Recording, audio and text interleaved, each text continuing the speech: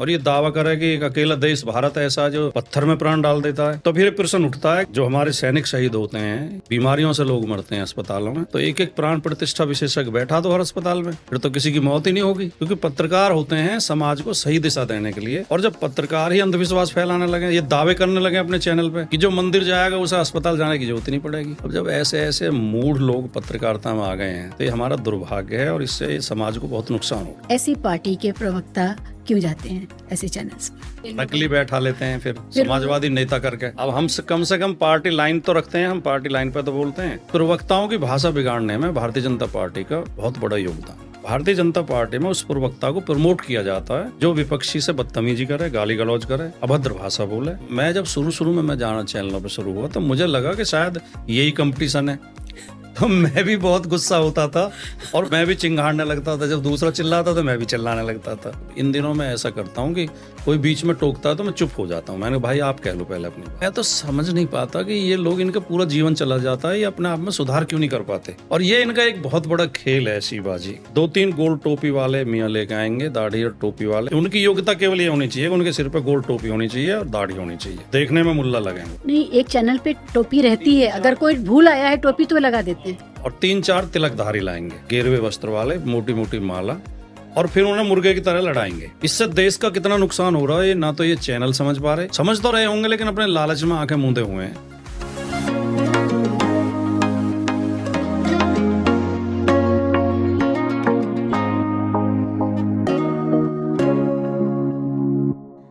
दर्शकों, आज हमारे साथ हैं राजकुमार भाटी साहब, टीवी का जाना माना चेहरा। हम इनको इनकी राजनीतिक जो कारकर्दगी है उससे जानते हैं, लेकिन आज हमारे बीच में वो एक चिंतक के तौर पे, एक भूतपूर्व पत्रकार और एक भूतपूर्व शिक्षक के तौर पे मौजूद हैं। वो हिंदी भाषा के विद्यार्थी भी रहे हैं, शिक्षक भी रहे हैं। तो उम्मीद है कि आज की बातचीत बहुत सारे आयामों से जुड़ी हुई रहेगी। भाटी साहब, बहुत बहुत शुक्रिया। जी जी। बहुत चुनावी माहौल चल रहा है देश में, ऐसे में आपने समय निकाला, तो इसके लिए विशेष आभार रहेगा। आपकी एक क्लिप मुझे, वैसे तो बहुत सारी डिबेट्स मैं रुक करके सुनती हूँ आपकी, एक क्लिप थी जिसने रोक लिया। आपने कहा कि तार्किकता का एक सवाल उठाया कि अगर प्राण प्रतिष्ठा हो सकती है पत्थर में और निर्जीव चीज़ों में हो सकती है, तो प्राण प्रतिष्ठा उनमें भी कर दीजिए जो देश की रक्षा करते समय हमारे नौजवान सैनिक वीर गति को प्राप्त होते हैं। और ये सुनकर समाज, जो धार्मिक वक्ता थे, वो उखड़ गए और उन्होंने कहा कि ये कुतर्क है, जबकि सबसे ज़्यादा तर्क की बात यही है कि अगर आप प्राण प्रतिष्ठा कर सकते हैं तो उनमें कर दीजिए जो वीर गति को प्राप्त हो गए असमय। तो इस नज़रिए से फिर मुझे लगा मुझे आपसे बात करनी है। राजनीति में रहते हुए ये रिस्क आपने कैसे लिया तर्क की बात करने का? नहीं, असल में राजनीति तो आदमी को स्वतंत्रता देती है अपने विचार व्यक्त करने की।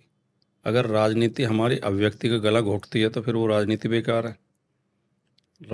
हमारे अंदर क्या चल रहा है, हम क्या सोच रहे हैं और क्या समाज हित में और देश हित में क्या है, उसे हमें खुल के बोलना चाहिए।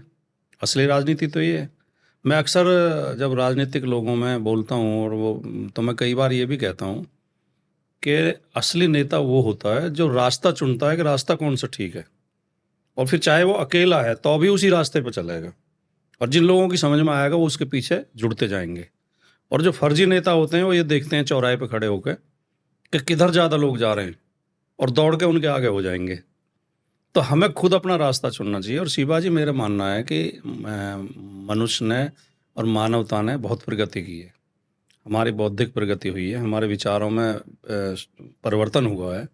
तो आज हम 1000 साल 2000 साल पुरानी दकियानूसी बातों पे डटे रहें तो ये हमारा पतन होगा एक तरीके से। हमें प्रगतिशीलता होनी चाहिए हमारे अंदर और हमें लगातार आगे बढ़ना चाहिए।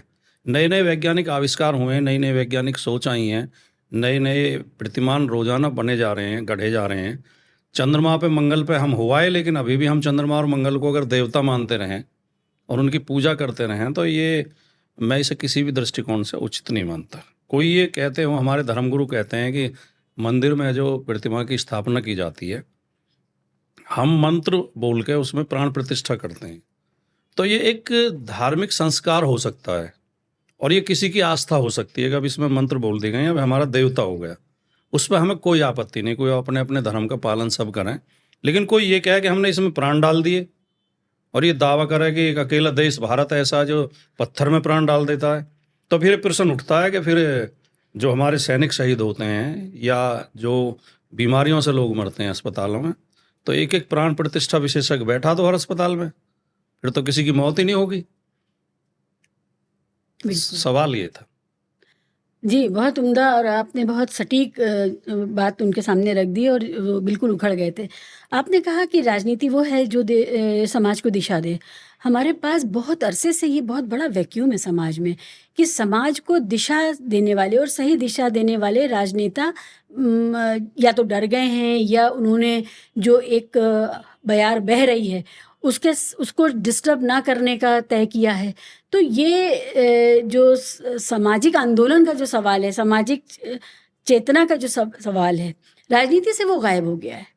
अब भेड़चाल है और हाँकने की बात है कि पूरी जनता को एक तरफ हाँक दो, वो कितनी भी अतार्किक बात क्यों ना हो। कब तक ये दौर चलेगा भारत की राजनीति में जब देश को सही दिशा, जो देश का गोल पोस्ट है, हमें बनना क्या है, हम जाना किधर चाहते हैं, जब तक हम उसका पालन नहीं करेंगे ये कब तक चलता रहेगा?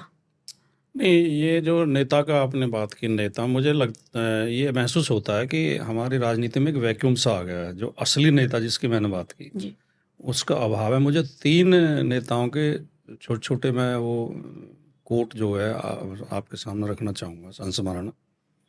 चौधरी देवीलाल से एक बार पत्रकारों ने कहा था जब वो उप प्रधानमंत्री हो गए थे कि चौधरी साहब, राजनीति में भ्रष्टाचार बहुत है, ये कैसे कंट्रोल हो सकता है? तो उन्होंने बड़ी बेबाकी से कहा कि यार मुझे मुश्किल लगता है, जब मैं मुख्यमंत्री था तो मेरे पास ढेर पैसे आते थे, इतने पता नहीं कौन कौन पैसे दे जाता था। तो लोग पैसे देते हैं। जो फर्जी नेता होगा वो कहेगा मैं तो बहुत ईमानदार रहा, मैंने कभी 1 रुपया नहीं लिया। दूसरा, मुझे काशीराम जी का उदाहरण याद आता है। काशीराम जी से एक बार पत्रकारों ने पूछा कि आप ये स्पष्ट करो, आप समाजवादी हो या पूंजीवादी हो? तो काशीराम ने कहा मैं अवसरवादी हूँ। मेरे समाज को जहाँ से लाभ होगा, पूंजीवाद से होगा मैं पूंजीवादी हो जाऊंगा, समाजवाद से होगा मैं समाजवादी हो जाऊंगा। तीसरा उदाहरण माननीय मुलायम सिंह यादव जी का है। अयोध्या में बाबरी मस्जिद की रक्षा करने के लिए उन्हें गोली चलवानी पड़ी। बाद में कभी भी उन्होंने अपने इस निर्णय पर कभी पछतावा नहीं किया। उन्होंने कहा मैंने संविधान की रक्षा के लिए, न्याय की रक्षा के लिए गोली चलवाई थी, और भी चलवानी पड़ती और भी चलवाता। यद्यपि इसका पार्टी को नुकसान हुआ, कुछ लोग नाराज हो जाते हैं, वोट का नुकसान हुआ, लेकिन उन्होंने, सिद्धांत भी तो कोई चीज़ होती है। अगर हम संविधान और कानून को केवल वोट के लिए इस्तेमाल करने लगेंगे कि जिस अगर हमें क्राइम से वोट मिल रहे हैं तो क्राइम करें, तो नेता वो होना चाहिए कि नुकसान उठा के भी सच बोलने की हिम्मत रखे और अपने सिद्धांत पे अडिग रहे और फर्जी बातें ना करे। ऐसे नेताओं का इस समय अभाव है। हैं, 1-2 हैं, लेकिन कम हैं। और नेता की विचारधारा बिल्कुल स्पष्ट होनी चाहिए, नेता का रास्ता बिल्कुल स्पष्ट होना चाहिए। नेता को ये परवाह होनी नहीं चाहिए कि मेरे पीछे कितने लोग आ रहे हैं। उसे अपने रास्ते की चिंता होनी चाहिए कि मेरा रास्ता सही है या गलत है। आपने कहा नेता को इसकी परवाह नहीं होनी चाहिए मेरे पीछे कितने लोग आ रहे हैं। आजकल जिनके पीछे लोग जा रहे हैं वो हैं बाबा। एक अजीब तरह का उभार है बाबा बनने का। और बाबाओं की ना सिर्फ ये कि संख्या बहुत बढ़ रही है, बल्कि जो उनकी उम्र है, जो 5 साल का बच्चा जिसे स्कूल में होना चाहिए था, 10 साल का, 15 साल का किशोर अवस्था का बच्चा जिसको ये सोचना चाहिए था मुझे भविष्य में क्या बनना है, उसने तय कर लिया, वो बाबा बन चुका है और उसकी पूजा हो रही है। उसके चरणों पे लोग शीश नवा रहे हैं। और आप जानते हैं कि हमारे यहाँ इसके पीछे अर्थव्यवस्था बहुत बड़ा अर्थतंत्र होता है। माँ बाप को भी ये बड़ा सूट करता है कि अगर बच्चा शुरू से ही एक लीग पर चला जाए और वो उसकी दुकान चल जाए। तो ये अब जहाँ रोज़गार की इतनी कमी है, जहाँ चीज़ें युवाओं के लिए सोच कोई है नहीं समाज में और राजनीति में, ऐसे में इस प्रक्रिया को कैसे रोका जाएगा? क्योंकि बहुत बड़ी भीड़ है बाबाओं के पीछे। हमारे लिए तो ये सोचने की बात है कि राम रहीम जैसे कन्विक्टेड बलात्कारी हत्यारे बाबा को भी 15 अगस्त को छोड़ दिया जाता है और हमारे समाज को बुरा नहीं लगता। ये वही समाज है जो अभी एक बलात्कार और हत्या को लेकर के इतना उद्वेलित था। एक पूरा आपको कलकत्ते का याद है, कलकत्ते के सपोर्ट में बाकी सारे लोग भी आए, मगर यहाँ पर एक बलात्कारी छोड़ा जा रहा है। तो क्योंकि वो बाबा है इसलिए मंजूर है। देखिए, एक तो आपने राम रहीम का जिक्र किया, तो राम रहीम किस लिए छोड़ा गया कि ताकि भारतीय जनता पार्टी के लिए वोट मांग सके, बाहर आके अपील कर सके। ये बाबा और सरकार और मीडिया, इन तीनों का नेक्सस है। ये तीनों एक दूसरे को सपोर्ट करते हैं और तीनों एक दूसरे से लाभान्वित होते हैं। इस नेक्सस को आम आदमी को समझना पड़ेगा, और ये तीनों ही आम आदमी के खिलाफ हैं। बाबाओं को सरकार संरक्षण देती है, बाबा सरकार का प्रचार करते हैं, उन्हें सपोर्ट करते हैं चुनाव के समय में। मीडिया को सरकार पैसा देती है, मीडिया उनका प्रचार करता है। आपने लोकसभा चुनाव में देखा, कोई मुख्य चैनल ऐसा नहीं था जो 400 से नीचे बीजेपी को छोड़ रहा हो। हर सर्वे में 400 पार करा रहे थे। तो ये जो तीनों का नेक्सस है, और ये पुराने समय से आ रहा है, चलता आ रहा है। पूंजीपति, धार्मिक व्यक्ति, चाहे वो हिंदू हो, मुसलमान हो, सिख हो, ईसाई हो, जो भी धर्म के ठेकेदार हैं, और तीसरे जो है ये जो पूंजीपति हैं, और सरकार जो तीसरी सरकार, ये तीनों आपस में हाथ मिला लेते हैं, एक दूसरे के हितों का पोषण करते रहते हैं। लेकिन इससे नुकसान कितने बड़े होते हैं। लोग, जो आए दिन घटनाएं ऐसी होती हैं, अभी पीछे एक घटना हुई थी, एक बच्चे को मार दिया, एक व्यक्ति ने बलि दे दी उसकी। उसे किसी ने बहका दिया था कि तुम्हारा बिजनेस चल जाएगा अगर इसकी स्कूल चलाता था वो, स्कूल बढ़िया चलेगा, बच्चे की बलि दे दो। तो इस तरह का जो पाखंड पनपता है, अगर सरकारें सजग हों और मीडिया इन पाखंडों का, इनका पर्दाफाश करे, इनकी आलोचना करे, तो लोग जागरूक होंगे। लेकिन उल्टा काम होता है, सरकार भी संरक्षण देती है और मीडिया इनका प्रचार करता है। मीडिया किसी न किसी बाबा को बैठा के, हमने देखा जो मुख्य चैनल हैं आजकल, असल में मुझे एक चीज़ याद आती है कि जब देश की आज़ादी का आंदोलन चल रहा था, तो जो बड़े बड़े अखबार थे, जिन्हें अंग्रेज नेशनल मीडिया कहते थे, नेशनल प्रेस कहते थे, वो सब सरकार के साथ थे। और जो छोटे छोटे वीकली, मंथली, पाक्षिक अखबार निकलते थे, जिनके संपादक खुद छापते थे, खुद बांट के आते थे, उन्होंने आज़ादी की लड़ाई लड़ी, जनता की आवाज़ वो उठा रहे थे। आज वही हालत हो गई है, जो बड़े चैनल हैं वो सब सरकार के साथ हैं, और जो छोटे छोटे आपके जैसे यूट्यूब चैनल हैं, असली पत्रकारिता ये कर रहे हैं, जनता की आवाज़ ये उठा रहे हैं। आज़ाद मीडिया इन्हें कह सकते हैं हम। तो ये मैं जो बाबाओं से जो नुकसान होता है, उसका एक आपको व्यक्तिगत अपना अनुभव बताता हूँ। मैं कक्षा 6 में पढ़ता था, 1976-77 में। तो मुझे बीमारी हुई, और उस समय जागरूकता नहीं थी, डॉक्टर भी अच्छे नहीं होते थे। मुझे हार्ट से संबंधित प्रॉब्लम थी, जो एक वो होता है, वाल में दिक्कत आ जाती है, उस तरह की एक बीमारी होती है। क्या बोलते हैं उसे, कुछ बोलते हैं डॉक्टरों की भाषा में। तो मेरे जोड़ों पर सूजन आ गई थी, और मुझे काफ़ी कमज़ोरी हो गई थी, और मैं 2-3 बार मुझे ऐसा हुआ कि गिर गया, मैं बेहोश हो गया, चक्कर आ गए मुझे। रोमेटिक फीवर बोलते हैं उसे, रोमेटिक डिजीज। तो डॉक्टर ने थोड़ा समझ भी लिया था, उसने कहा इससे हार्ट की बीमारी है, इसे कहीं अच्छे से हॉस्पिटल में ले जाओ। तो हमारी दादी थी, उन्होंने गांव में एक तांत्रिक टाइप होते थे, भगत बोलते हैं हमारे यहाँ गांव में, उन्होंने उस दादी ने कहा कि कुछ भी नहीं है, इसके ऊपर ऊपरी हवा है, और इसे मैं अभी ले जाती हूँ, भगत जी ठीक कर देंगे। तो भगत ने पूजा पाठ की और मुझे एक वो दिया ताबीज और कुछ भभूत की पुड़िया उड़िया, और उन्होंने कहा कि ये गाय को वो देना, रोटी खिलाना, और ये ठीक हो जाएगा। क्या वो मुसलमान भगत था? नहीं, हिंदू ही था। तो हिंदू भगत भी ताबीज देते थे? हाँ, ताबीज देते हैं, अब भी देते हैं, हमारे अच्छा, यहाँ हमें देते ये हैं। इम्प्रेशन था कि मुसलमान। नहीं, हिंदू भी देते हैं, ताबीज भी देते हैं, वो ताबीज ही बोलते हैं हमारे यहाँ पे उसे। हाँ हाँ और वो भभूत देते हैं, वो पुड़िया में बांध के जी। इसे जो थोड़ा चाट ले तो ये इससे हो जाएगा। तो मैं पता नहीं मेरे अंदर क्या प्रेरणा थी अंदर से, और क्योंकि डॉक्टर ने भी मुझे बता दिया था कि ये हार्ट की, सब मैंने सुन ली थी वो बात, तो मैंने घर आ गया, मैं बहुत गुस्सा हुआ, और उसके ताबीज और भभूत मैंने नाली में फेंक दी। और मैंने अपने पिताजी से कहा कि अगर मुझे ज़िंदा देखना चाहते हो तो मुझे किसी हॉस्पिटल में ले चलो, और मुझे मारना चाहते हो तो इसके पास ले चलो। तो वो मुझे फिर सफदरजंग हॉस्पिटल लेके गए, और मेरा 1 महीने में वहाँ एडमिट रहा, फिर 1-2 साल तक इलाज चला, और मैं ठीक हो गया, आज बैठा हूँ आपके सामने। और अगर मैं उस तांत्रिक के चक्कर में ही पड़ा रहता दादी के कहने पर, तो मेरी 2-4-6 महीने में मौत हो जाती। तो एक तो मेरा, क्योंकि ये निजी अनुभव है, इसलिए मैं इन तांत्रिक और बाबाओं के बहुत खिलाफ रहता हूँ व्यक्तिगत तौर पे। ये मेरे जैसे पता नहीं कितने बच्चों को इन्होंने इलाज के अभाव मार दिया होगा। बाल बाल बच गया। और मैंने अपने उस अनुभव के कारण मैंने बहुत बच्चों को ऐसे बचवाया है। मेरे गांव में एक और बच्चे को जो ब्रेन ट्यूमर हो गया, वो ऐसे ही चक्कर खा के गिरा, उसे ले गए ऐसे ही। मुझे पता चला कि तांत्रिक के पास ले गए, मैं गया, मैंने उसे भी लताड़ लगाई, मैंने कहा तू डॉक्टर है कोई, तू कैसे इलाज कर देगा इसका? और मैं अभी पुलिस बुलाता हूँ, तुझे बंद करवाऊंगा। वो सबके सामने लोग थे, काफ़ी हाथ जोड़ के खड़ा हो गया जी, मैं ये तो लेके आए थे जी, मैं क्या करूं, तुझे मना करना चाहिए था कि भाई मुझे नहीं पता क्या है। उसे हॉस्पिटल लेके गए, उसकी सीटी स्कैन हुई, डॉक्टर ने कहा अभी ब्रेन ट्यूमर बनना शुरू हुआ है, अभी दवाई से ठीक हो जाएगा वरना फिर इसका ऑपरेशन करना पड़ता। ठीक हो गया बच्चा, आज भी है वो। अब तो उसके बच्चे स्कूल जाने लगे हैं, 35-40 साल की एज हो गई है उसकी। वाह। तो ये इस तरह की बातों का सबको विरोध करना चाहिए, हर नागरिक को, लेकिन पत्रकारों का सबसे पहला धर्म है, क्योंकि पत्रकार होते हैं समाज को सही दिशा देने के लिए, पत्रकार को समाज को शिक्षित करने के लिए। और जब पत्रकार ही अंधविश्वास फैलाने लगे, ये दावे करने लगे अपने चैनल पे कि ये बाबा सब बीमारी ठीक कर देते हैं, और उन्हें दिखाने लगे चैनल पे, तो इससे अंधविश्वास बढ़ता है।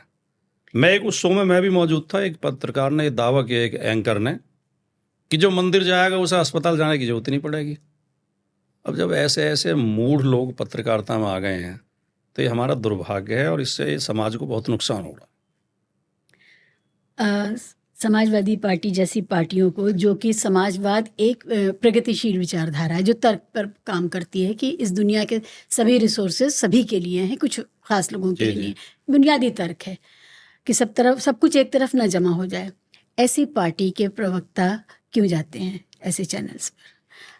आप लोगों के लिए बहुत से और ऑप्शंस अब पैदा हो गए, अब बंद कर दीजिए जाना। आप ठीक कह रही हैं, लेकिन अब समस्या ये है कि हमारी मजबूरी भी है कि अगर राजनीति में नैरेटिव बहुत बड़ी चीज़ होती है, परसेप्शन बहुत बड़ी चीज़, अगर हम चैनल पर दिखना बंद हो जाएंगे, पार्टी दिखना बंद हो जाएगी, तो उससे भी नुकसान होगा। कुछ दिन तक हमने कुछ चैनलों का बहिष्कार करके जी, जी। रखा, और आजकल भी हम इस समय भी एक चैनल का बहिष्कार चल रहा है, जो ज़्यादा वो करने लगते हैं, पाखंड और दिखावा या भेदभाव करने लगते हैं।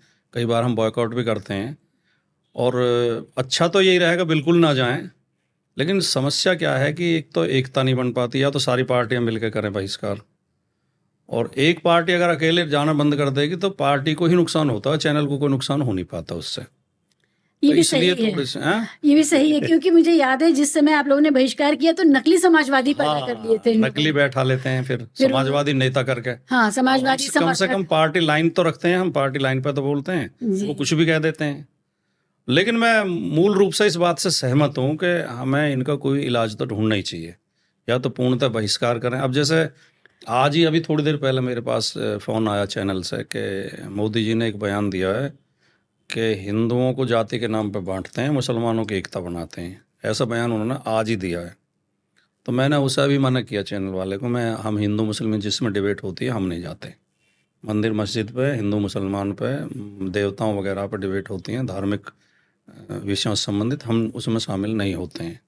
तो कोशिश तो हम करते हैं कि इनके इसमें ना फंसा जाए। लेकिन जाति के अगर वो चाहे तो जाति पे ना बटेगा हिंदू, वो जैसे गौमूत्र और गंगा जल से बाकी हर चीज को पवित्र कर लेते हैं, वैसे ही दलितों को पवित्र करके ब्राह्मण बना ले, हो जाएगा। नहीं, मैं तो बार जाति बार खत्म हो बार जाएगी। बार ये बात बोलता रहता हूँ। अभी हमारे उत्तर प्रदेश के मुख्यमंत्री ने भी कुछ दिन पहले बयान दिया था कि बटेंगे तो कटेंगे, जी जी। फिर कई और लोगों ने कहा। तो मैं कहता हूँ हमारे इस सवाल का जवाब दो कि बांटता कौन है?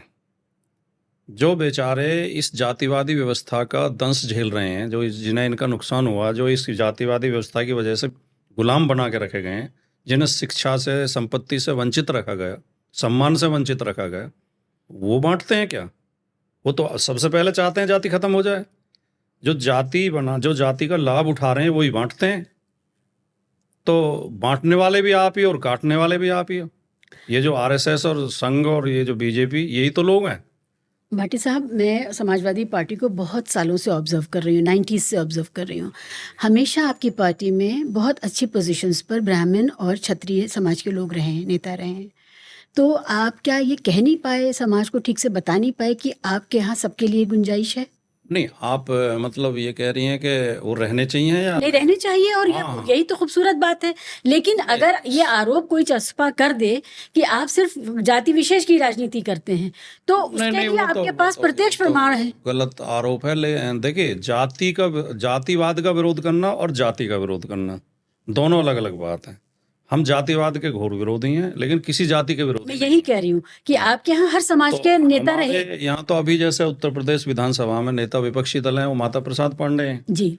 और समाजवादी पार्टी ने अगर उत्तर प्रदेश में सबसे बड़ा स्मारक बनाया तो जनेश्वर मिश्रा जी का बनाया, बेशक। जनेश्वर मिश्रा पार्क। जी और हमारे आदर्श पुरुष भी डॉक्टर लोहिया हैं, जी तीनों अपर कास्ट से आते हैं। बिल्कुल। तो ये तो वैसे नैरेटिव जो है बीजेपी और उनका समर्थक मीडिया बनाता है कि ये समाजवादी पार्टी MY की पार्टी है, मुस्लिम यादव की पार्टी है। लेकिन अखिलेश यादव जी ने थोड़ा और बढ़िया तरीके से अब इस नैरेटिव को तोड़ा है। 2024 के चुनाव में उन्होंने केवल 5 यादवों को टिकट दिए और 10 कुर्मियों को दिए।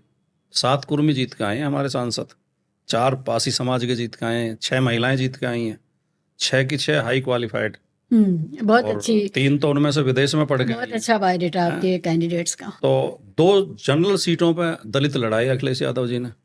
तो उन्होंने इस नैरेटिव को तोड़ा है कि ये MY की पार्टी नहीं है, ये सर्व समाज की पार्टी है, ये PDA की पार्टी है। तो मैं आपकी बात से सहमत हूँ, लेकिन अब टूटा है ये कि ये सर्व समाज की पार्टी नहीं है। अब ये नैरेटिव टूटा है, थोड़ा लोगों की समझ में आया है, और अब समाजवादी पार्टी के बारे में लोगों की सोच बदली है और जनाधार काफ़ी बढ़ा है। जब से पार्टी का गठन हुआ है 92 से, इतने परसेंट वोट और इतनी सीटें कभी नहीं मिली जितनी इस बार मिली हैं 24 में। ये हमारे नेता अखिलेश यादव जी की सोच और उनका जो मतलब जो सबको सम्मान देना, सबको एक चीज़ और मैंने नोटिस की कि चाहे अखिलेश यादव साहब हों, चाहे राहुल गांधी साहब हों, इन सब लोगों के ने एक शालीनता को अपनाया है अपनी बातचीत में। जब मैं इनको मीडिया कॉन्क्लेव्स वगैरह में देखती हूँ तो मुझे ये अच्छा लगता है कि एक तरफ वो लोग हैं जो बहुत बेहूदगी से बातें कर रहे हैं, भाषा का सम्मान नहीं कर रहे हैं, और एक तरफ ये हैं जो अगर कटाक्ष भी करते हैं तो बहुत शालीनता से करते हैं। तो उसका तो फ़र्क पड़ा। ये अच्छा है क्योंकि कटाक्ष करके शालीन रहे के बाद जब करनी पड़ती है तो उसमें दिमाग खर्च होता है। अखिलेश यादव जी से तो मैं इस मामले में मतलब उनकी शालीनता और उनका जो सभ्य व्यवहार है वो तो सभी मानते हैं जी। लेकिन वो कार्यकर्ताओं को भी समय समय पर दिशा निर्देश देते रहते हैं। मुझे याद है 2017 में जब योगी जी मुख्यमंत्री बने उत्तर प्रदेश के, उसके थोड़े दिन बाद बनारस हिंदू विश्वविद्यालय के चुनाव हुए, हमारा अध्यक्ष चुना गया, वहाँ लड़की थी, महिला अध्यक्ष चुनी गई। तो उनके स्वागत के लिए एक पार्टी ऑफिस में कार्यक्रम रखा गया जिसमें छात्र थे ज़्यादातर। मंच पे एक छात्र उत्साह में जो योगी जी के लिए कुछ अपशब्द उन्होंने बोल दिए, तो अखिलेश जी खड़े हुए, उससे माइक लिया और अखिलेश जी ने कहा कि देखिए राजनीतिक विरोध अपनी जगह है, भाषा में कटुता नहीं होनी चाहिए, इस तरह के अपशब्द किसी के लिए विरोधी के लिए प्रयोग मत करो। तो ये अखिलेश जी की सोच है और वो हमें भी समय समय पर कहते रहते हैं कि किसी नेता के लिए कटु शब्द नहीं बोलने हैं। हाँ, क्योंकि ये बहुत बड़ा नुकसान हुआ है। प्रतिस्पर्धात्मक जो राजनीति इतनी बड़ी है, टीवी चैनल्स के माध्यम से बड़ी है, वहाँ पर जो भाषा की अमर्यादा आई है वो उसने पूरे डिस्कोर्स को बदल दिया। आज कुछ भी कहे गुजरना ही सब कुछ है। अच्छा प्रवक्ता होने की निशानी ही यही है कि आप कितनी बदतमीजी कर रहे हैं या प्रतिद्वंदी को किस बुरी तरह से आप चुप करा रहे हैं। तो मैं ये मानती हूँ कि सबसे कठिन और सबसे डर्टी जॉब होता है प्रवक्ता का, क्योंकि वो झेल भी रहा होता है और उसको फिर उसी स्तर पे जाके जवाब देना होता है। आपका अनुभव कैसा रहा? आप क्योंकि बौद्धिक तौर पे बहुत दूसरे तरह के प्रवक्ता हैं, आप एक बौद्धिक कार्य से लगे रहे हैं, तो आपके लिए उस स्तर पे उतरना का चैलेंज आता है कभी? नहीं, एक तो मैं ये कहना चाहूँगा इससे पहले कि ये जो एंकर नाम का प्राणी पत्रकारिता में आया है, ये बहुत बड़ा मतलब एक क्या कह सकते हो फीड, मतलब ये वो है कमजोरी है पत्रकारिता की। ये पत्रकार तो है नहीं, ये पत्रकार कम है, एक्टर ज़्यादा हैं। ये एक्टर और पत्रकार के बीच का प्राणी है, कॉम्बो पैक है जिसमें एक्टिंग को ज़्यादा और सज धज के आते हैं और बिल्कुल ऐसे हीरो की तरह बने। उन्हें पत्रकारिता जैसे गुण ही नहीं है, न पत्रकार जैसा उनका व्यक्तित्व है, न पत्रकार जैसी भाषा है। पत्रकार को बहुत गंभीर, बहुत विचारवान, बहुत ज्ञानी होना चाहिए, हर सब्जेक्ट का ज्ञान होना चाहिए, देश के इतिहास का, धर्म का, संस्कृति का, साहित्य का, भूगोल का। इन एंकर्स में तो आधे से ज़्यादा ऐसे हैं जिन्हें कुछ भी नॉलेज, उनके पास भाषा तक नहीं है। तो एक तो बिगाड़ने में इनकी बड़ी भूमिका है। दूसरे, इनमें कईयों को ये गलतफहमी रहती है कि जब तू तड़ाक हो जाती है तो तुम्हारे जो है व्यूज बढ़ जाते हैं, व्यूज बढ़ जाते हैं, टीआरपी बढ़ जाती है।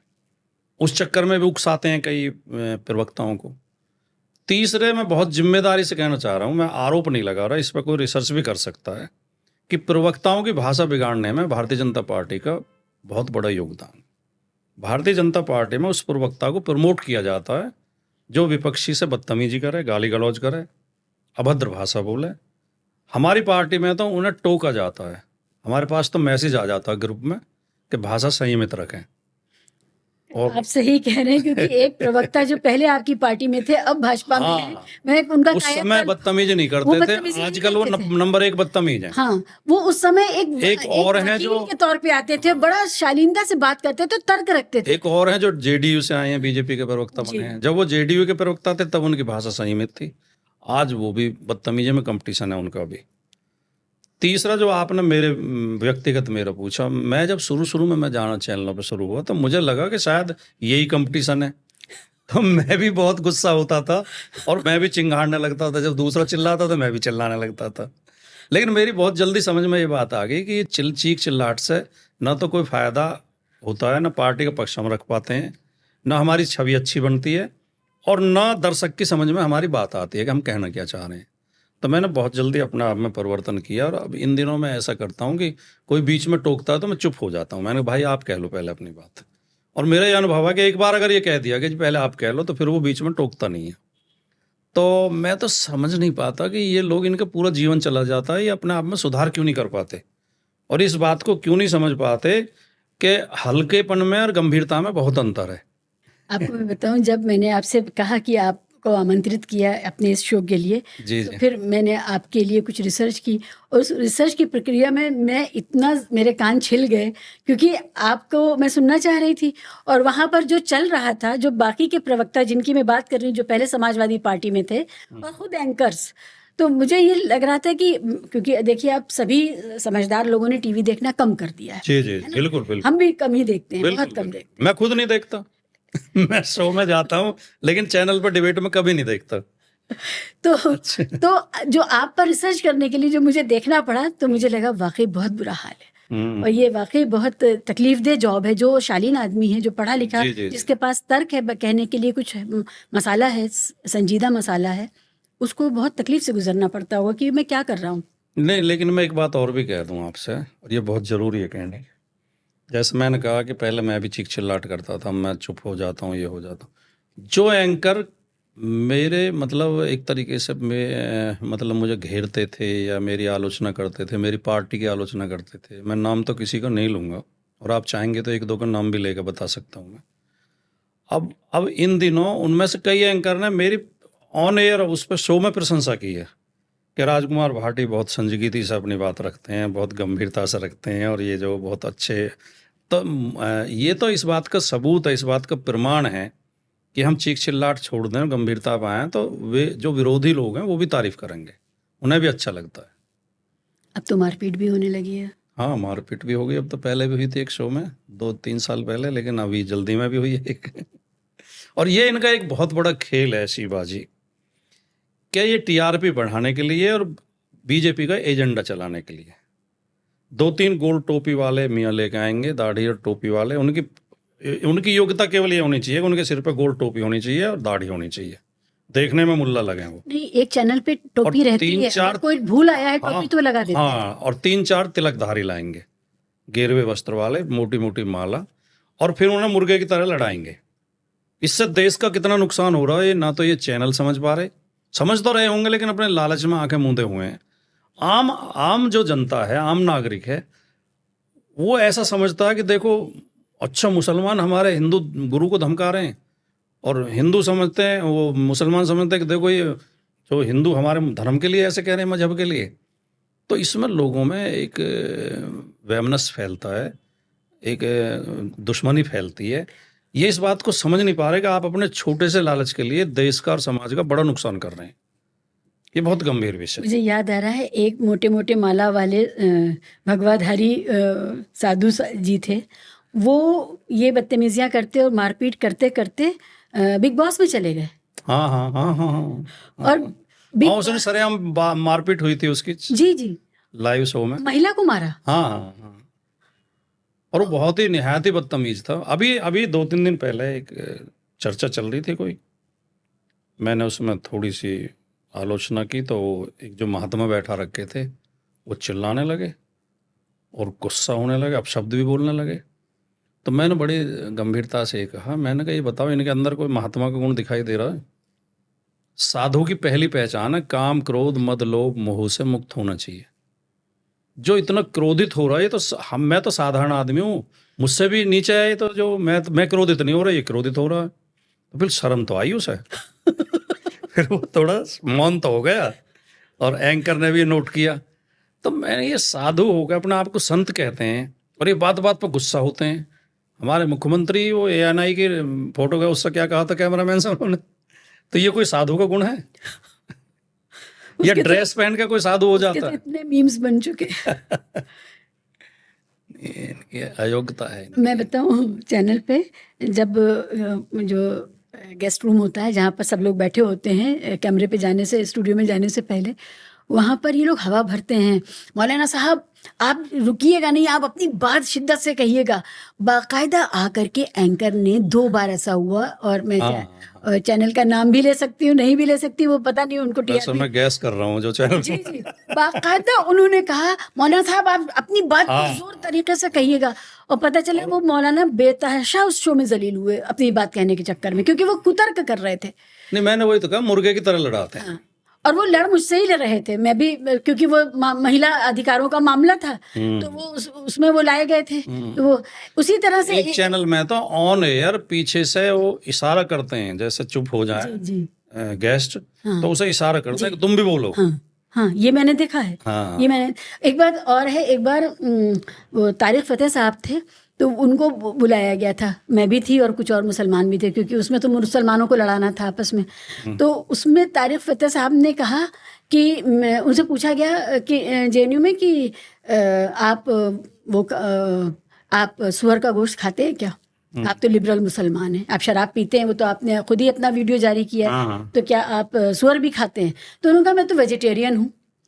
ये बात उन्होंने कही, और उन्होंने उस चैनल पे मेरे साथ बैठ के चिकन बिरयानी यहीं करीम से गई थी, करीम के ही पैकेट में रखी हुई थी, मेरे साथ ही खाई थी। और वो ये बाकायदा कह रहे थे कि मैं तो मांसाहारी हुई ही नहीं।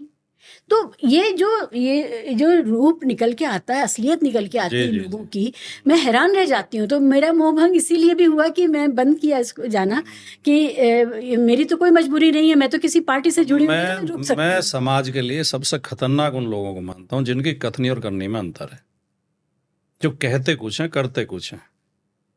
जो हमारे दिल में है वो उसमें आता है, शास्त्रों में आता है मनसा वाचा कर्मणा, मन से, वचन से और कर्म से आदमी को एक होना चाहिए। जो दिल में है वही जुबान पे होना चाहिए, और जुबान पे वही हमें करना भी चाहिए। हम अगर कह रहे हैं कि शराब पीना खराब है, तो शराब नहीं पीनी चाहिए हमें खुद पहले। और हम जो जाके तो सत्संग कर रहे हैं और वो प्रवचन दे रहे हैं, और प्रवचन खत्म होते ही कमरे में जाके फिर बोतल खोल के बैठ गए और मुर्गे की टांग खींच रहे हैं। तो ऐसे लोग सबसे खतरनाक। बेशक, बिल्कुल, हमें पता तो हो कि हम किसके साथ डील कर रहे हैं। जी जी जी जी। पाखंड तो सबसे ख़राब बात है। भाटी साहब, आपकी शख्सियत का ये जो निर्माण है, जिसमें तर्क है, जिसमें ज्ञान है, जिसमें शालीनता है, ये आप कहाँ से आते हैं? आपका बचपन कैसा गुजरा, ज़रा बताएं। मेरा गांव दिल्ली से लगता हुआ ही जिला गौतम बुद्ध नगर जिला है। दादरी कस्बे के पास मेरा गांव है, लोहारली। मेरे पर बाबा 1857 में उन्हें फांसी लगी थी, स्वतंत्रता सेनानी थे, उनके मैं 5वीं पीढ़ी में आता हूँ।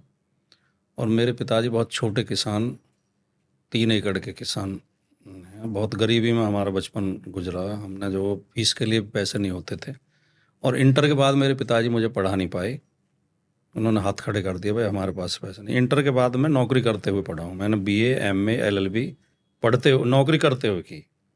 और मैंने एक अखबार था हिंट, गाजियाबाद में लोकल अखबार था, उसमें मैंने रिपोर्टर की नौकरी की।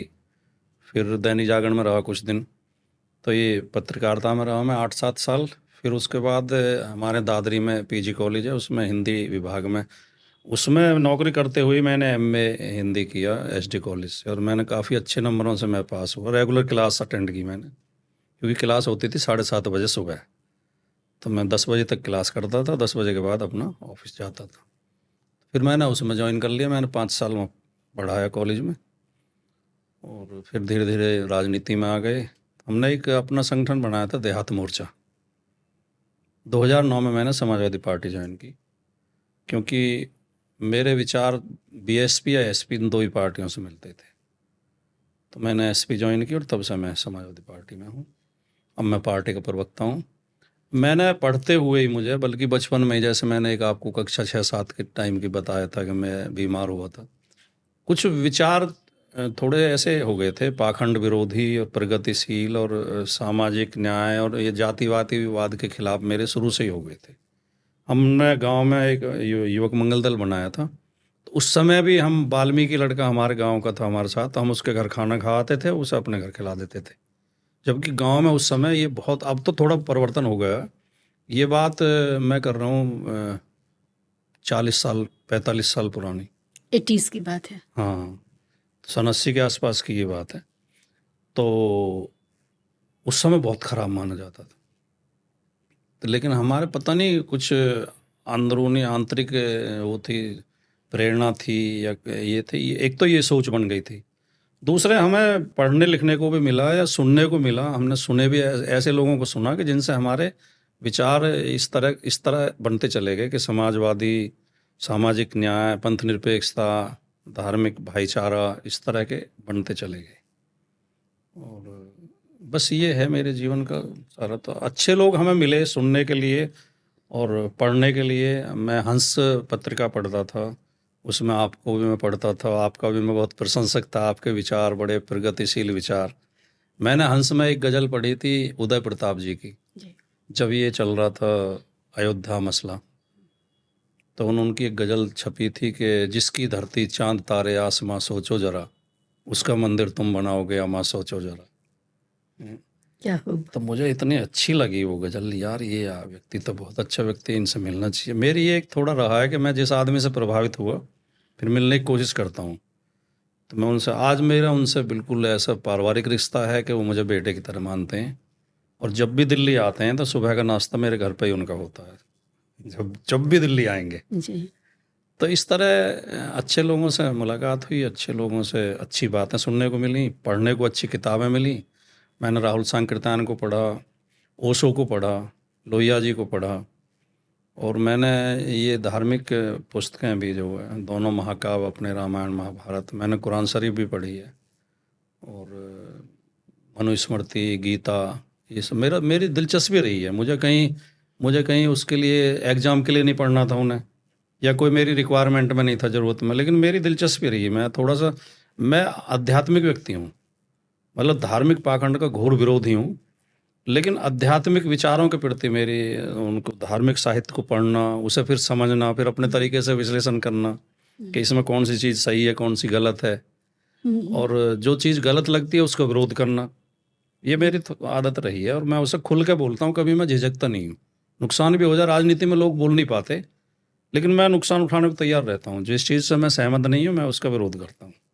भट्टी साहब, आप बहुत ज़रूरी बात कह रहे हैं, क्योंकि आपने कहा कि राजनीतिक नुकसान भी हो जाए तो भी मैं, जी जी जी, राजनीतिक नुकसान के तो छोड़िए, राजनीतिक फ़ायदे के लिए वो लोग जो ऐसे पंथ से आते थे जो निराकार की उपासना करते हैं, जहाँ मूर्ति पूजा बैन है, वो लोग भी अब एक ख़ास तरह के मूर्ति पूजक समाज का निर्माण कर रहे हैं।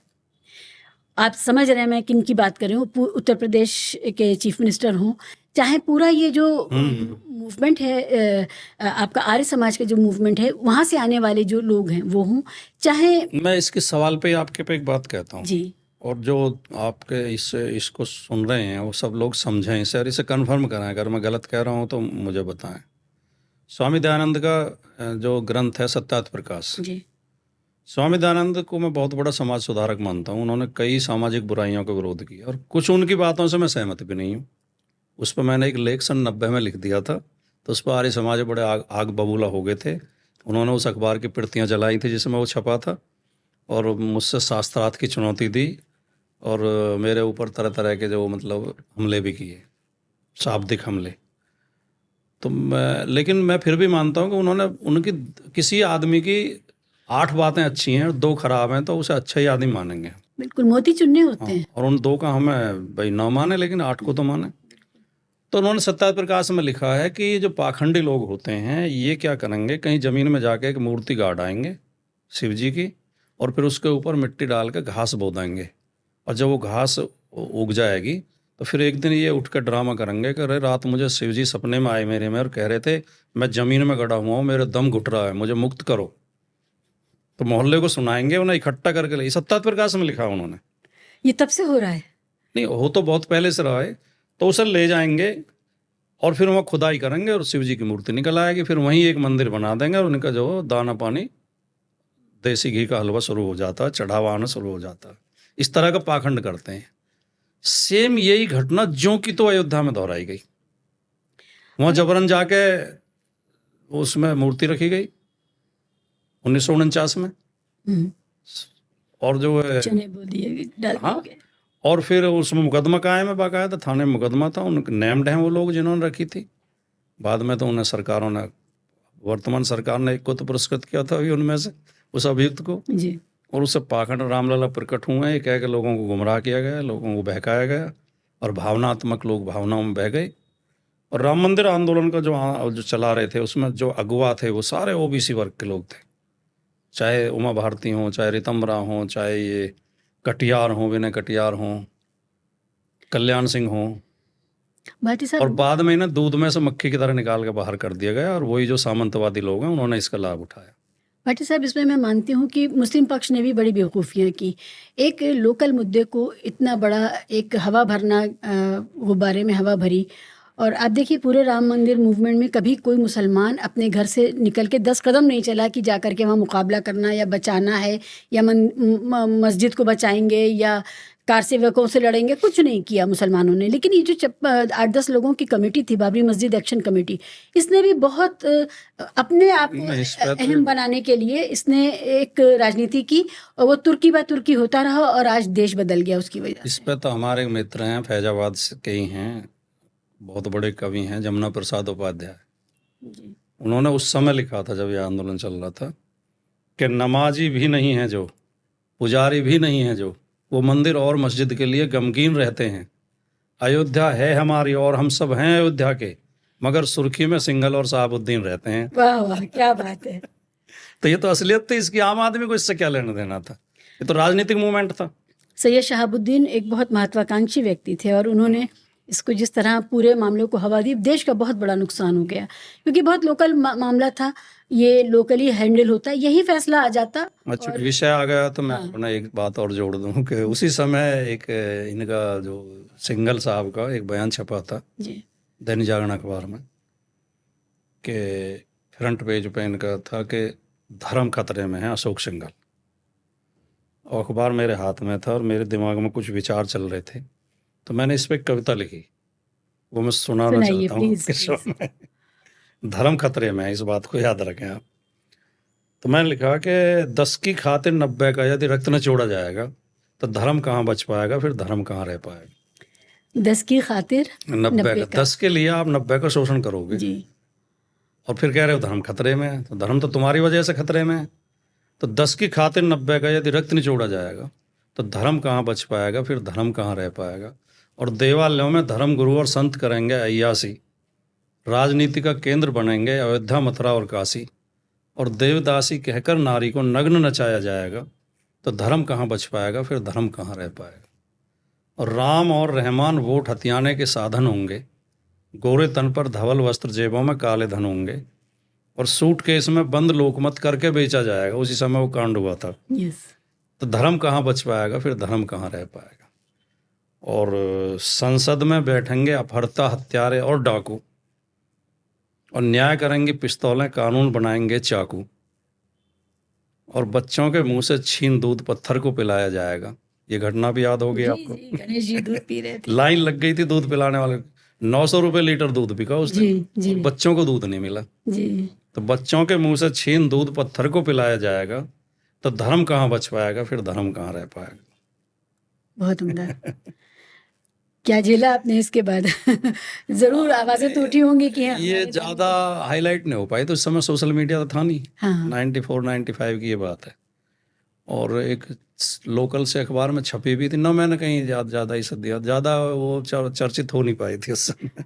बच गए आप। लेकिन ये पंक्तियां मुझे याद रहती हैं, इसकी कई बार लोग फरमाइश कर देते हैं। हम्म, काफी लोगों को पता है इसकी कविता के बारे में। हम्म। जी, जी। आपने कहा देवालय में जो हो रहा है उसके ऊपर आपने ये जो लाइन पढ़ी अपनी कविता से, मंदिरों में बहुत सारी ऐसी चीज़ें हो रही हैं अभी। इतने बड़े जो नव निर्माण है अयोध्या का, अयोध्या मंदिर के अंदर 9 लोगों के ऊपर बलात्कार का एफआईआर हुई है। और लगातार हमें हिंदी बेल्ट से, पूरी हिंदी बेल्ट से, चाहे वो मध्य प्रदेश हो, चाहे उत्तर प्रदेश हो, राजस्थान हो, इन सब जगहों से बहुत जघन्य अपराधों की खबरें आ रही हैं। भाटी साहब, पूरा हिंदी बेल्ट क्यों अभिशप्त है इस तरह के अपराधों को झेलने के लिए? बहन बेटियां किसी भी समय सुरक्षित नहीं हैं। और ये वहाँ पर तब है जब ये कहा जा रहा है कि उत्तर प्रदेश में लॉ एंड ऑर्डर बहुत अच्छा हो गया है। नहीं, उत्तर प्रदेश में तो लॉ एंड ऑर्डर की स्थिति बहुत ज़्यादा खराब हुई है इस वर्तमान सरकार में। जी। और क्राइम लगभग 1.5 गुना बढ़ गया, 1.5 गुना से भी ज़्यादा बढ़ गया। जो लेटेस्ट एनसीआरबी की रिपोर्ट है, और तो आंकड़े देते नहीं, एनसीआरबी की जब रिपोर्ट आती है तभी पता चलता है। और एनसीआरबी की रिपोर्ट तक जो लगभग 80% क्राइम ही पहुंच पाता है, 20% को तो ये छिपा जाते हैं। तो वो रिपोर्ट भी ये कहती है कि उत्तर प्रदेश में 11 मर्डर और 10 रेप रोजाना होते हैं, डेली। और उत्तर प्रदेश महिलाओं के प्रति अपराध में नंबर 1 पर है, दलितों के प्रति अपराध में, दलित उत्पीड़न में नंबर 1 पर है, हिरासत में मौतों में नंबर 1 पर है, महिला अपहरण में नंबर 1 पर है, घरेलू हिंसा के मामलों में नंबर 1 पर है। तो ये बहुत ख़राब स्थिति है। और इससे भी ज़्यादा ख़राब स्थिति है, अगर किसी को बीमारी है तो वो तो चिंता की बात है ही, लेकिन डॉक्टर उस बीमारी की का डायग्नोस करने के बजाय उसकी लीपापोती करे और उसको ऐसे ही कपड़े से ढक के कह दे कि नहीं ये ठीक है, तो वो और ज़्यादा खतरनाक है। तो योगी जी कहते हैं कि नहीं, क्राइम ख़त्म हो गया और अपराधी उत्तर प्रदेश छोड़ के भाग गए हैं, रामराज आ गया है। दूसरी तरफ इनकी सरकार के आंकड़े ये कहते हैं कि योगी जी के 7-7.5 साल के शासन में 209 लोग मुठभेड़ में मारे गए हैं। 209 लोगों की मुठभेड़ में मौत हुई है पुलिस की गोली से, और 7,200 कुछ जो है घायल हुए हैं, जिनके पैर में गोली लगी है। तो इन दोनों को जोड़ के अगर हम आंकड़ा निकालें तो 3 डेली का एवरेज आता है। और मुठभेड़ कब होती है? पुलिस ने किसी अपराधी को पकड़ने का प्रयास किया, अपराधी ने उसके ऊपर गोली चला दी, तब पुलिस बदले में गोली चलाती है, आत्मरक्षा में। तो 3 अपराधी रोजाना अगर पुलिस के ऊपर गोली चला रहे हैं आपके आंकड़े के अनुसार, तो ये तो जंगल राज है। फिर अपराधी कहाँ भाग गए भाई? इसे तो नकार नहीं सकते, ये तो इनका ही आंकड़ा है। 209 लोग अब तक मारे गए हैं। अच्छा, दूसरी बात, जो जितने मारे गए हैं सबके या तो छाती में गोली लगी है, सीने में मतलब दिल में, या सिर में लगी है।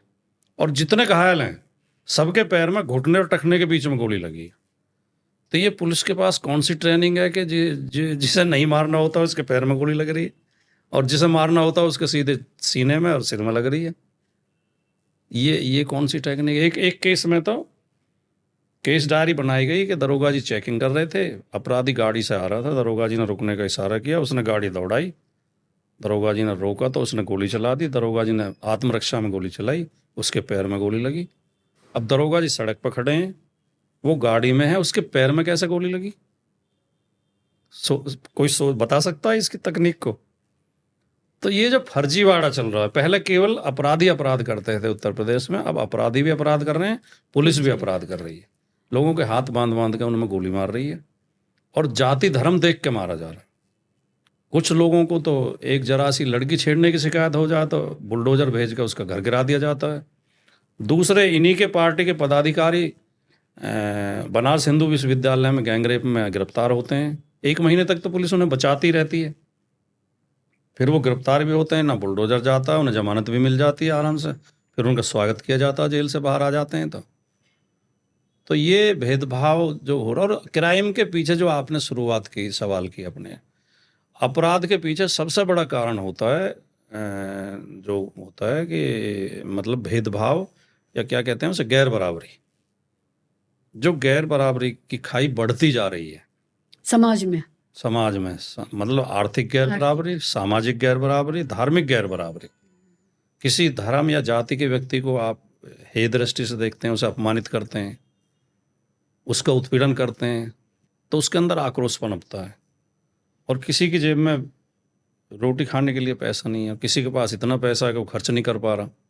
अभी जो लेटेस्ट आंकड़े आए हैं, जो एक वो आती है इनइक्वालिटी वर्ड इनइक्वालिटी रिपोर्ट आती इंडेक्स है आता है।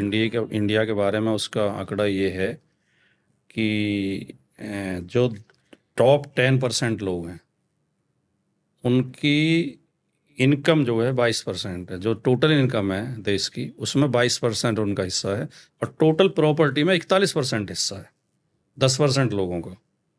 और जो नीचे के 50% लोग हैं वो उसमें जो है इनकम में 15% केवल उनका हिस्सा है। दौलत सिमट गई। 15% में तो 50% हैं और 22% में केवल 10% है।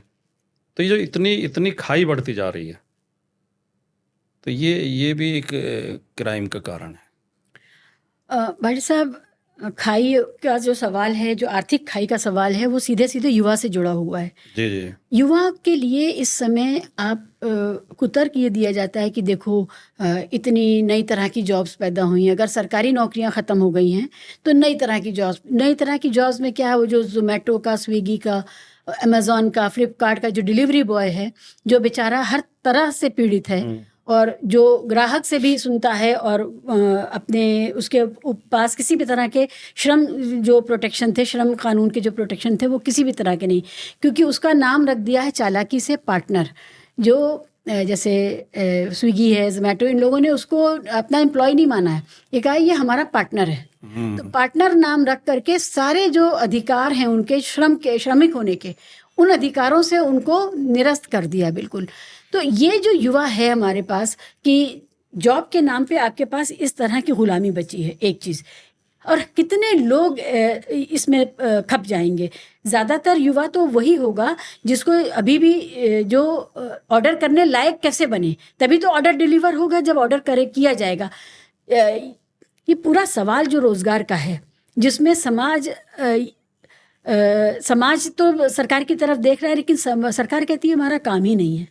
नहीं, अपनी जिम्मेदारियों से बचना है। जो सरकार इस तरह के बहाने लगाती है, देखिए कुछ चीज़ें तो ऐसी हैं कि जो नए नए वैज्ञानिक जो रिसर्च वो हुए हैं, आविष्कार हुए हैं, उनके आधार पर रोज़ाना तरक्की हो रही है, तो जो अपने आप बढ़ रही हैं। जैसे पहले लोगों के पास फ़ोन नहीं होते थे, आज हर किसी के पास मोबाइल है। अब इसमें सरकार श्रेय लेने लगे कि हमने कर दिया ये, वो तो समय के साथ अपने आप परिवर्तन हो रहा है। अब लोग ऑनलाइन पेमेंट करने लगे हैं, तो उसका भी श्रेय सरकार लेती है।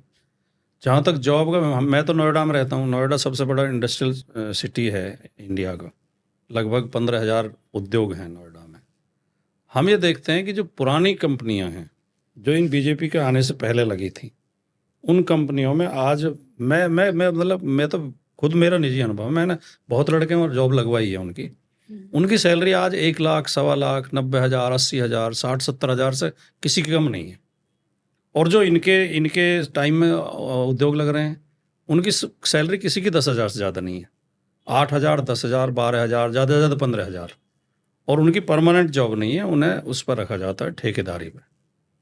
लेबर लॉज में ऐसे परिवर्तन कर दिए हैं कि कंपनियां ठेके कंपनी चला सकती हैं।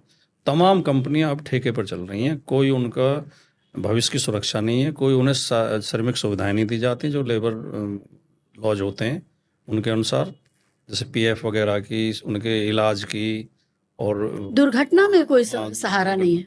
तो एक तो ये, दूसरे जो सरकारी नौकरी होती है वो एक सुरक्षित नौकरी तो होती ही होती है, वो सम्मान की भी होती है। किसी की फौज में नौकरी लग गई तो वो बड़ा गर्व महसूस करता है पूरा परिवार। रेलवे में हैं, बिजली विभाग में हैं, इन विभागों में कई सालों से भर्तियां ही नहीं हुई हैं। बिजली विभाग में कोई भर्ती नहीं हुई है कहीं भी। और आपकी डाकतार विभाग सबसे ज़्यादा रोजगार देता था, रेलवे सबसे ज़्यादा रोजगार देती थी। रेलवे में ठेके पर श्रमिक रखे जा रहे हैं, परमानेंट भर्ती नहीं हुई है। फौज में इन्होंने अग्निवीर योजना शुरू कर दी, 4-4 साल के लिए रखे जा रहे हैं। वो ठेकेदारी से भी बुरी हालत है। ठेके की लेबर कम से कम 10-20 साल नौकरी तो करती है। उन्होंने कहा तो था कि वो जब रिटायर होंगे 22 साल की उम्र में, तो सेठ जी के यहाँ चौकीदार का काम रहेगा। मतलब अब नौजवान समझ तो रहा है इन चीज़ों को कि जो फौज में नौकरी करके आएगा लड़का, और वो अब वापिस आके गार्ड की नौकरी करेगा फिर, तो ये देश की सेना का भी अपमान है और मैं तो ये मानता हूँ, पता नहीं शिवाजी आपने इस पर ध्यान दिया या किसी ने ध्यान दिया नहीं दिया, मैं हिटलर के बारे में पढ़ रहा था, तो जब दूसरे विश्व युद्ध में हिटलर को बुरी तरह परास्त जर्मनी को होना पड़ा और उस पर जो मित्र देशों ने तरह तरह की पाबंदियां लगा दी थी, तो उसमें एक पाबंदी ये भी थी कि फौज कम की जाएगी। तो उन्होंने वो फौज से जो सैनिक निकाले सारे, वो अपनी उन्होंने पर्सनल आर्मी में शामिल कर लिए थे। जो इनका संगठन था ये जर्मनी के, उसमें ये बताया, और उनसे ये जुल्म कराते थे जो इन्होंने वहाँ इनके ऊपर जुल्म कराए और वो गैस चैम्बर वगैरह बनाए यहूदियों के ऊपर। तो वही इनकी पर्सनल आर्मी होगी, तो फौज की ट्रेनिंग लेकर आए थे, उन्हें हथियार दिए गए और उनसे उनके बल पे ही उसकी तानाशाही चली। तो कहीं इनके दिमाग में ये योजना भी हो सकती है, मुझे तो ऐसा लगता है कि ये 4-4 साल की ट्रेनिंग दिला के नौजवानों को उन्हें आरएसएस में भर्ती किया जाए और उन्हें उनका दुरुपयोग किया जाए। ये बहुत डरावनी बात है, और ये बात नहीं, और विद्वानों ने भी कही है कि जी ये जी जो प्रशिक्षित युवा होंगे, जिनको शस्त्र चलाना आता होगा, जिन जो ट्रेंड होंगे, ये कहाँ लगाए जाएंगे, और ये एक तरह से सिविल वॉर जैसा माहौल पैदा करवाने के लिए किया जा रहा ये है। मतलब ऐसे समझो आपके बम बना बना के सड़क पर जगह जगह डाल दिए गए हों, कहीं भी फट सकते हैं वो, कोई भी उन्हें यूज कर सकता है। तो ये बहुत खराब है और इसका लाभ कुछ है ही नहीं, कोई कोई समझ में नहीं आता क्यों किया गया ऐसा, जबकि हमारी सीमाएं चारों तरफ से असुरक्षित हैं। मोदी जी के 10 साल के शासनकाल में सभी पड़ोसियों से हमारे संबंध खराब हुए हैं और चाइना लगातार, चाइना पे तो कभी भरोसा किया ही नहीं जा सकता। हमारे तो नेताजी हमेशा कहते थे, मुलायम सिंह यादव जी, कि पाकिस्तान बॉर्डर पे इतना ध्यान देने की जरूरत नहीं, पाकिस्तान की कोई हैसियत नहीं है हमारे देश के सामने, वो हमारा कुछ नहीं बिगाड़ पाएगा। चाइना की बॉर्डर पे ध्यान देने की जरूरत है, चीन की तरफ ध्यान दो। लेकिन ये सरकार जो है, चीन कब्जा कर रहा है, और किसी देशभक्त को ये नहीं लग रहा है कि 1962 की जो लड़ाई हुई थी, रेजांगला का बहुत प्रसिद्ध मोर्चा था, जहाँ जहाँ हमारे 112-13 कितने सैनिक शहीद हुए। जो चीन की बहुत सारी फौज थी उससे पूरी रात लड़ते रहे, पूरी रात लड़े और शहीद हुए। उनके जो वो थे कैप्टन, वो थे शैतान सिंह भाटी, जी, मेजर शैतान सिंह भाटी, जिनका स्मारक था। उनका स्मारक था, वो स्मारक हटा दिया हमारी सरकार ने चीन के दबाव में। जो हमारा शहीद था और जो इतना गौरवान्वित युद्ध है, अब वो चीन के कब्जे में चला गया। वो जगह चीन के कब्जे में चलेगी। इन्होंने अपना स्मारक हटा लिया, वहां से तोड़ दिया वो स्मारक, और पता नहीं क्यों इतने ऐसी तो चीजों क्यों को। तो फिर देशभक्ति कहाँ है हमारे समाज की? जो समाज लगातार हिंदू मुस्लिम के नाम पर देशभक्ति की बात करता है, उसको चाइना, ये कैसा कैसा आप इसको, इस मानसिकता को कैसे देखते हैं? ये कैसे बनाई गई जनता? नहीं, असल में इनका जो है मतलब हिंदू मुसलमान वाले, आप मतलब पाकिस्तान की तरफ ध्यान देते हैं, चाइना की तरफ मेरा नहीं ये देते। कहना है कि देश के अंदर जो इसी देश की मिट्टी में जन्मे हुए मुसलमान हैं, उसको, उसकी देशभक्ति पर बात होती रहेगी, लेकिन जो आदमी लगातार इस देश की सरहदों को के साथ समझौता कर रहा है और सरहदें दुश्मन के हाथ में जा रही हैं, जी जी, उस पर हमारी देशभक्ति क्यों नहीं उबलती है? नहीं, मेरा तो स्पष्ट मानना ये है, ये इस बात पे कोई विवाद भी हो सकता है, लेकिन मैं कहता हूँ, मैंने केवल आपके चैनल पे नहीं कह रहा, मैं कई बार कहता हूँ इस बात को, देशद्रोहियों का अगर इतिहास लिखा जाएगा तो उसमें नंबर 1 पर आरएसएस आएगी। आरएसएस ने समय समय पर जब भी देश को जरूरत हुई है हमेशा देशद्रोह का काम किया, और इस देश में जितने लोग दूसरे देशों की मुखबिरी करते हुए, नक्शा बेचते हुए, सूचनाएं, गुप्त सूचनाएं देते हुए पकड़े गए हैं, और ख़ास तौर से पाकिस्तान को भी, उनमें ज़्यादातर आरएसएस से जुड़े लोग हैं, और आतंकवाद में भी कई लोग शामिल रहे हैं। और जो ये मुसलमान पर उंगली उठाते हैं, तो अगर देशभक्तों का इतिहास लिखा जाएगा उसमें मुसलमान भारी संख्या में मिलेंगे। इस देश के हर लड़ाई में, चाहे आज़ादी की लड़ाई रही हो, चाहे उसके बाद पाकिस्तान से 2 युद्ध हुए, और चाहे चीन से 62 का युद्ध हुआ, चाहे हमारे कारगिल की लड़ाई हुई, कौन सी लड़ाई ऐसी जिसमें मुसलमान ने बढ़ चढ़ के हिस्सा नहीं लिया, या मुसलमान ने कहीं कोई ऐसा उनका कहीं पीछे नहीं हटे कभी। संदेह किया जा सके कि भाई इन्होंने साथ नहीं दिया। जी जी, कश्मीर में अगर पाकिस्तान ने अपनी सेना घुसाई थी, उसमें कबालियों के वेश में पाकिस्तानी घुसे आ रहे थे, उनकी जो पहली सूचना दी थी मोहम्मदीन गुजर ने दी थी आगे सेना को, जी उन्हें पद्मश्री दिया बाद में सरकार ने। जी, और अभी भी मरणोपरांत जो पुरस्कार मिलते हैं कश्मीर के हाँ। से जुड़े हुए सैनिकों को और अर्धबल जी, जी, वालों जी। को, उसमें मुसलमान बड़ी तादाद तो में ये होते हैं। सोच ही खराब है। कोई देखिए, मैं धर्म, कोई धर्म अच्छा बुरा नहीं होता, कोई जाति अच्छी बुरी नहीं होती। आदमी अच्छे या बुरे होते हैं। बेशक। खराब आदमी कहीं भी हो सकता है। हमें व्यक्तियों का, अब ये जो मानसिकता एक बनाई जा रही है वर्तमान शासन के द्वारा, और उनका जो कुछ मीडिया के लोग सहयोग करते हैं कि नहीं, हिंदू होना अपने आप में देशभक्ति का सबूत है और दूसरे धर्म वालों पर संदेह किया जा सकता है। मैं खाली मुसलमान की बात भी ना करूं तो गैर हिंदुओं पर संदेह किया जा सकता है। नहीं नहीं, अगर आप तो ये, हिंदू हैं मगर भाजपा और आरएसएस में नहीं, तो भी आप संदेहास्पद हाँ हैं। हाँ, उनकी असली लड़ाई तो उन्हीं हिंदुओं से है। उनकी असली लड़ाई तो वो सबसे ज़्यादा गालियां तो उन्हीं हिंदुओं को देते हैं कि ये गद्दार हैं, इनकी वजह से हिंदू कमज़ोर हुआ है, इनकी वजह से हिंदुओं ने इतने दिन गुलामी भोगी है। आपने कभी महसूस किया जिस हिंदू एकता की बात की जाती है उसका एक मतलब ये होता है कि एक पॉलिटिकल पार्टी में आ जाओ।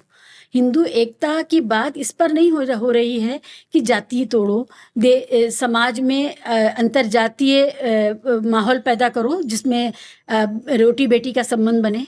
इस पर बात नहीं हो रही है कि दहेज को ख़त्म करो। इस पर बात नहीं हो रही है कि छुआछूत को, और जो जिसको हम कहते हैं कास्ट हेट क्राइम जिसे हम कहते हैं, उसको ख़त्म करो। उस पर बात नहीं हो रही है। ये सब अपनी जगह बना रहे, दो लेकिन आप ऊपर से सियासी तौर पे एक हो जाइए, माने एक पार्टी में आ जाइए। दो उद्देश्य इनके होते हैं। दो बातों के लिए हिंदू एकता की बात उठाते हैं ये। एक तो ये कि सारे लोग बीजेपी को वोट देने लगे, सारे हिंदू। दूसरे ये कि जो दबे कुचले लोग, शोषित, वंचित, पिछड़े, दलित अपना हक मांगते हैं, वो हक मांगना छोड़ दें। इससे हिंदू एकता भंग होती है। एक झंडे नीचे आ जाओ। एक सज्जन एक संगठन चलाते थे, है अब भी वो चलाते, क्या पहले थोड़ा ज़्यादा एक्टिव थे, वो जो यूथ फॉर इक्वलिटी। तो एक दिन मेरे साथ एक शो में, वो टीवी डिबेट में थे, तो मैंने कहा ये इनका नाम, संगठन का नाम यूथ फॉर इक्वलिटी है, इनका उद्देश्य असली यूथ फॉर अनइक्वलिटी है। ये असमानता फैलाना चाहते हैं, समानता लाना नहीं चाहते। बोला जी ऐसे कैसे कह सकते हो आप? तो मैंने कहा मुझे बताओ कि जब दलित दूल्हे को घोड़ी पर नहीं बैठने दिया जाता, कहीं गए हो आप आंदोलन करने कि हमारा यूथ है, हमारा युवा साथी है, जब हम घोड़ी पर बैठ सकते हैं तो ये क्यों नहीं बैठ सकता? जब किसी दलित को मूछ रखने पर अपमानित किया जाता है, हत्या कर दी थी एक की, तो मूछ रखने पर खाली, जी, और मुंह पे पेशाब किया। तो ये कब गए हैं आंदोलन करने? ये आंदोलन केवल वहां करने जा रहे हैं कि नौकरी ना मांगे, ये इनका आरक्षण खत्म करो, इन्हें नौकरी में नहीं आना चाहिए, शिक्षा में नहीं आना चाहिए। तो इससे समानता कैसे आएगी? इससे तो वही असमानता रहेगी जो हजारों साल से थी। मनुस्मृति क्या कहती है? मनुस्मृति कहती है कि शूद्र को शिक्षा और संपत्ति अर्जित करने का अधिकार नहीं है। शूद्र पक्के मकान में नहीं रह सकता, नए वस्त्र नहीं पहन सकता, अच्छे बर्तनों में खाना नहीं खा सकता, हमारे बराबर में नहीं बैठ सकता। ये लिखा हुआ है? हाँ, मनुस्मृति में लिखा हुआ है। मनुस्मृति पढ़ेंगे आप तो आप, मैंने जब पहली बार 1990 में पढ़ी तो मैं कई घंटे तो ये सोचता रहा कि यार उन लोगों का माइंडसेट क्या जो इसे भी धर्म ग्रंथ मानते हैं। इस सड़ी गली किताब को जिसमें इतनी घटिया बातें लिखी हुई हैं। महिलाओं के लिए क्या लिखा हुआ है? महिलाएं जन्म से ही चरित्रहीन होती हैं। पुरुष को इनके ऊपर नजर रखनी चाहिए। महिला को कभी स्वतंत्र नहीं छोड़ना चाहिए। स्त्री को कभी स्वतंत्र नहीं छोड़ना चाहिए। उसे बचपन में पिता के अधीन, युवावस्था में पति के अधीन और वृद्धावस्था में पुत्र के अधीन रहना चाहिए। ये बात तो अभी हमारे सीएम साहब ने भी कही थी, तो कुछ साल पहले सीएम बनने और के बाद। इसी का अनुवाद फिर जो उन्होंने किया है तुलसीदास जी ने रामचरितमानस में, जैसे पे कहते हैं कि आप धर्म ग्रंथों के विरोधी है। धर्म ग्रंथ के विरोधी नहीं है, हम उन पंक्तियों के विरोधी हैं जो समाज के कुछ वर्गों को अपमानित करती हैं। रामचरितमानस में तुलसीदास जी वर्षा का वर्णन कर रहे हैं कि वर्षा, जब राम और लक्ष्मण सीता की खोज में जा रहे हैं तो वाल्मीकि रामायण में वाल्मीकि ने भी उसका वर्णन किया है कि इतने सुंदर फूल खिले हुए हैं, इस तरह के पेड़ हैं, इस तरह की सुंदरता है, इस तरह बारिश हुई है, पानी भरा हुआ है, तालाब लबालब हो गए। बहुत सुंदर चित्रण है उसमें, केवल साहित्यिक चित्रण है उसमें, कहीं कोई भेदभाव या पाखंड की बात नहीं है। तुलसीदास ने उसमें भी पाखंड घुसा दिया। प्रकृति चित्रण में भी बारिश का वर्णन करते हुए कहते हैं, महाविरष्टि चली फूट की यारी, ज्यों स्वतंत्र भय बिगड़े नारी।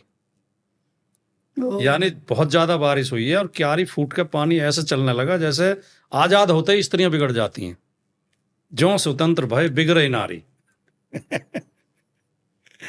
तो ये जो मानसिकता, ये उन्होंने मनुस्मृति से उठाई है पंक्ति कि स्त्रियां स्वतंत्र होते ही बिगड़ जाती हैं, पति भ्रष्ट हो जाती हैं। इस तरह का टेक्स्ट मुसलमान मौलानाओं ने भी लिखा है।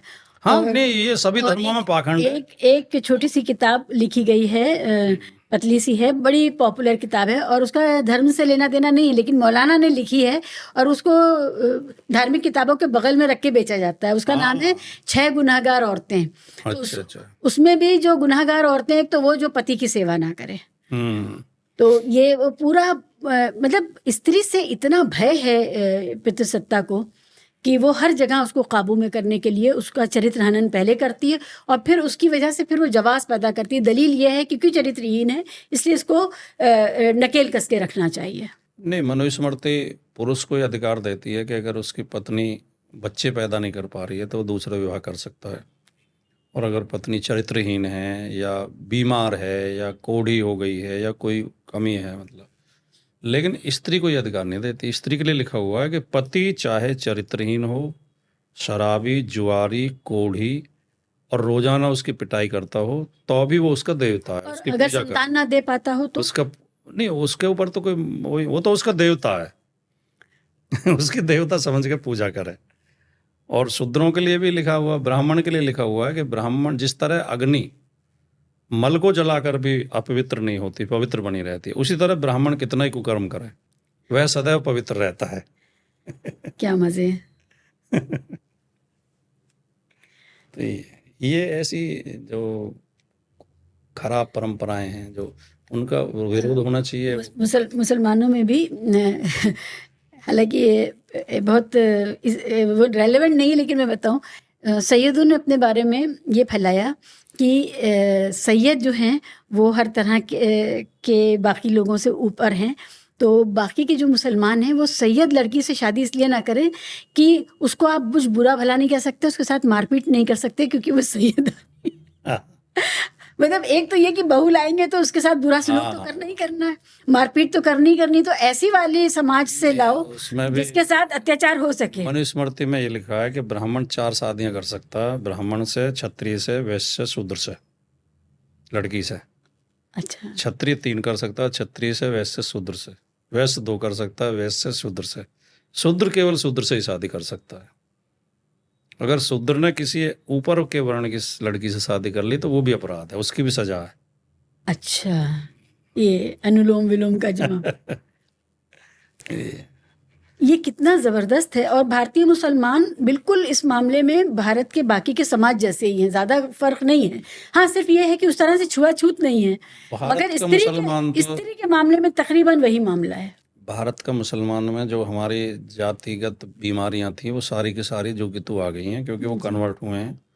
और मैं गूजर हूँ, मैं बहुत सारे मुसलमान गूजर हैं जी, हमारे यहाँ भी हैं। मुजफ्फरनगर, इधर सहारनपुर में ख़ास तौर से हैं काफ़ी। कश्मीर में बहुत हैं मुस्लिम गूजर, भी कई विधायक भी चुने गए हैं। जी, पाकिस्तान में काफ़ी हैं मुस्लिम गूजर। जी, अफगानिस्तान में तो 40% गूजर है। जी, नहीं, बहुत प्राइड लेते हैं अपने तो इस। मैं एक गूजरों के गांव में रुका, सहारनपुर में, मुख्य सड़क पे ही एक गांव है, तो मैं वहाँ रुका, तो हिंदू गूजरों में हम रुके हुए थे, तो मुस्लिम लड़के आए 2, बोले जी मेहमानों का खाना उधर रहेगा जी। तो वो कहने लगे जी इनके यहाँ शादी है, तो ये कह रहे हैं हमारी तरफ ही। मैंने कहा चलो अच्छी बात है, उनके यहाँ लड़की की शादी थी।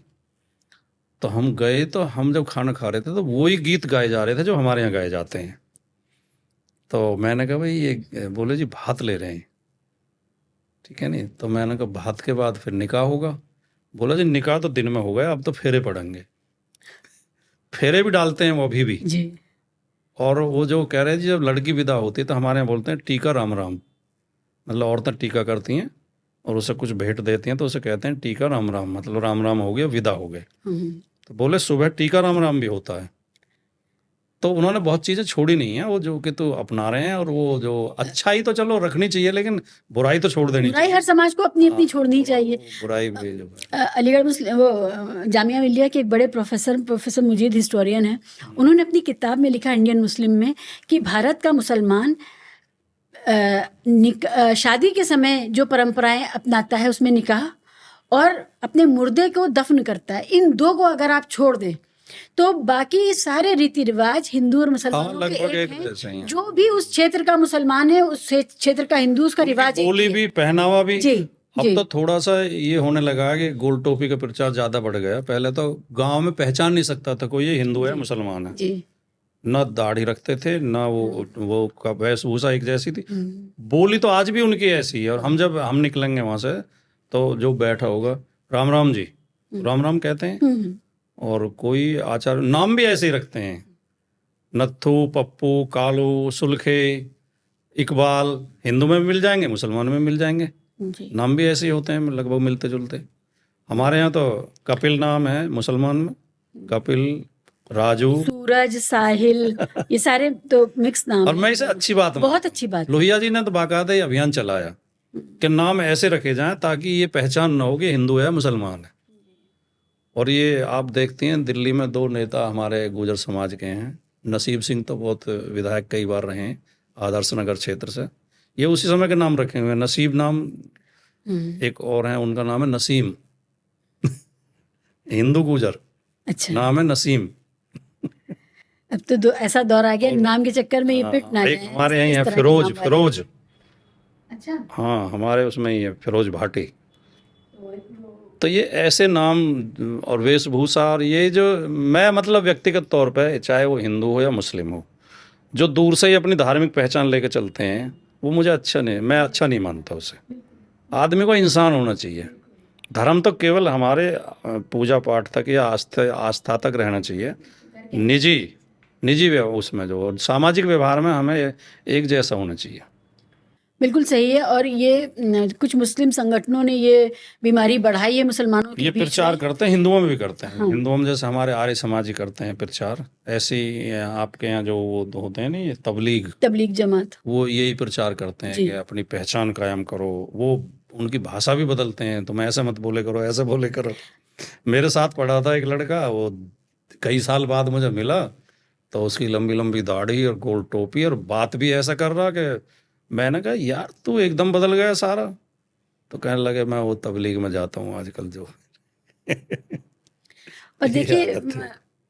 क्या ही कहूँ, बड़ा कंट्रोवर्शियल हो जाएगा इस पर। इन सारे मूवमेंट्स पर हर समाज के अंदर जो ये इस तरह के आंदोलन चल रहे हैं, उन पर कहीं कोई रोक नहीं लगाता है। अपनी जी, जी। भारतीयता के साथ जुड़ने के लिए जो कोशिश होनी चाहिए, जो अपना, जो भी आपका क्षेत्र है, आप हरियाणा से हैं, उत्तर प्रदेश से हैं, बिहार से हैं, नॉर्थ ईस्ट से हैं, उस क्षेत्रीय पहचान को अपनाना एक ज़्यादा ज़रूरी नहीं, है। आजकल तो ये थोड़ा, जब से भारतीय जनता पार्टी मजबूत हुई है और ये सत्ता में आए हैं, इन्होंने माहौल ऐसा बना दिया है कि समाज सुधार की बात करना ही गुनाह हो गया है। अब जैसे हम कह रहे हैं, मैं हिंदू धर्म की बुराइयों की तो आलोचना करूंगा। जी। मुझे क्या हक है मैं दूसरे धर्म में ताक झांक करूं? हम्म, मैं तो अक्सर कहता हूँ, ये जो भक्त हमसे सोशल मीडिया पे यही कह भिड़ते हैं कि तुम हिंदुओं की तो कमी बता देते हो, मुसलमानों की बता के देखो। अरे मुसलमानों की वो बताएंगे भाई, हम क्यों बताएं? अपने धर्म की आलोचना करना, अपने धर्म की बुराइयों की आलोचना करना समाज सुधार है, और दूसरे धर्म की बुराइयां गिनवाना वो सांप्रदायिकता है। बहुत सही, क्योंकि जितना तो इतना हम विषाक्त माहौल है। सफाई पहले अपने घर की करेंगे या पड़ोसी की जाके झाड़ू लगाएंगे कि भाई तुम्हारे घर में बहुत गंदगी हो रही, चलो मैं झाड़ू लगा देता हूँ? वो कहेगा पहले अपना तो साफ कर का। बेशक। और फिर हम तो उन बुराइयों की वो बोलते हैं जो सबके लिए नुकसानदायक हैं, जिससे हिंदू का ही नुकसान हो रहा है। छुआछूत है, और जो ये पाखंड है, जो अंधविश्वास है, ये बाबागिरी है, इससे किसी मुसलमान का नुकसान हो रहा है? नुकसान तो हमारा हो रहा है। मुसलमान को क्या परवाह पड़ी है कि इन बाबाओं का विरोध करें? मुसलमान तो नहीं मानते उन्हें। मुसलमानों में और दूसरे हैं, वो उनके जो, बाबा पीर वहाँ भी हाँ है। हाँ, तो वो उनका विरोध करें, और करते हैं। मैं तो बहुत देखता रहता हूँ, बिल्कुल। पढ़ता हूँ। आप बहुत लिखती हैं, आपके मैं लेख बहुत लंबे समय से पढ़ता आ रहा हूँ। आपने बहुत लिखा है इनके पाखंडों के खिलाफ। मेरे ऊपर मुस्लिम हमले भी समाज की जो करवाए गए। बुराइयां हैं, आपने बहुत खुल के लिखा है। जी। तो आप जैसे लोगों से तो हम प्रेरणा लेते हैं, और हमने सीखा है कि भाई अपनी समाज की बुराइयों पे खुल के बोलना चाहिए। कोई बुरा मानता हो तो मान जाए। जो लोग मेरी उससे लेखनी को नहीं जानते, वो किसी भी बात पर मुझे कहते हैं, कमेंट्स आते हैं, पाकिस्तान चली जा, हाँ। और तब और ये नहीं, तालिबानी है। आपसे तो पाकिस्तान जाने के लिए इसलिए कहते हैं कि आप मुस्लिम हो। हमसे भी कहते हैं अच्छा। तू मुल्ला है, तू नमाज पढ़ने लग, और तू पाकिस्तान चला जा। ये सबसे आसान काम है। कोई मुस्लिम अपने समाज के बारे में, अपनी सामाजिक बुराइयों के बारे में लिखे बोले तो तू संघी है, हाँ, वो भी और सुनती कोई हूँ। हिंदू बोले तो तू मुल्ला है, तो पाकिस्तान चला जा। जी। और ये तो बोलना चाहिए, इंसान का ये फर्ज है, और इसमें डरना नहीं चाहिए। मैंने एक लेख लिखा जो पाकिस्तान में ब्लास्फेमी लॉज हैं उनका बड़ा दुरुपयोग होता है और किसी की ज़मीन हड़पने के लिए ख़ास कर होता है। तो जो अहमदिया है, शिया है या सुन्नी भी है, तो और हिंदू क्रिश्चियन, तो मैंने उस पर जब लेख लिखा तो पाकिस्तान के लोगों ने मुझे कहा ये आरएसएस की है, इसने नाम बदल के मुस्लिम नाम रख करके ये लिख रही है, ये तो आरएसएस की है। ये सबसे आसान है, नहीं ये कह देना सबसे। मैंने तो अभी एक उसमें एक इंटरव्यू में ये चुनौती दी थी, और ये चुनौती मैं कई बार दे चुका हूँ। 25 साल से मैं कह रहा हूँ कि कोई बाबा ये दावा करते हैं कि बाबा कुछ सर्वज्ञ है, सब कुछ जानता है, वो ये बता देगा आपके जेब में कितने नंबर का नोट है, वो ये बता देगा आप किस नंबर की गाड़ी से आए हैं, आपका नाम क्या है, कहाँ से आए हैं, माता पिता परिवार के बारे में सब कुछ बता देगा, भूत भविष्य सब बता देगा। तो मैंने कहा मैं दावा करता हूँ, और मैं आपके चैनल पे भी ये दावा कर रहा हूँ, कोई बताया मैं 10 लाख 20 लाख की शर्त लगाने को तैयार हूँ। कोई अगर ये बता दे किसी के बारे में कि ये इस नंबर की गाड़ी से आया, इसके जेब में इस नंबर का नोट है, या ये है, ये सब पाखंड है, अंधविश्वास है। और ऐसे लोगों की दुकान इसलिए चल रही है कि लोग इनका विरोध नहीं करते, सच कहने की हिम्मत नहीं जुटा पाते, डरते हैं। इस पाखंड का और इस गोरख धंधे का विरोध होना चाहिए, तभी समाज में जागरूकता आएगी।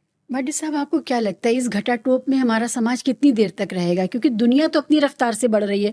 हमारे नौजवान अगर बाबागिरी करने जा रहे हैं और पूरी तरह जो साइंस और तर्कशीलता है इसको तिलांजलि दी जा रही है समाज में। बाबाओं को, चाहे वो अपराधी क्यों ना हो और जघन्य अपराधी क्यों ना हो, उनको प्रश्रय दिया जा रहा है।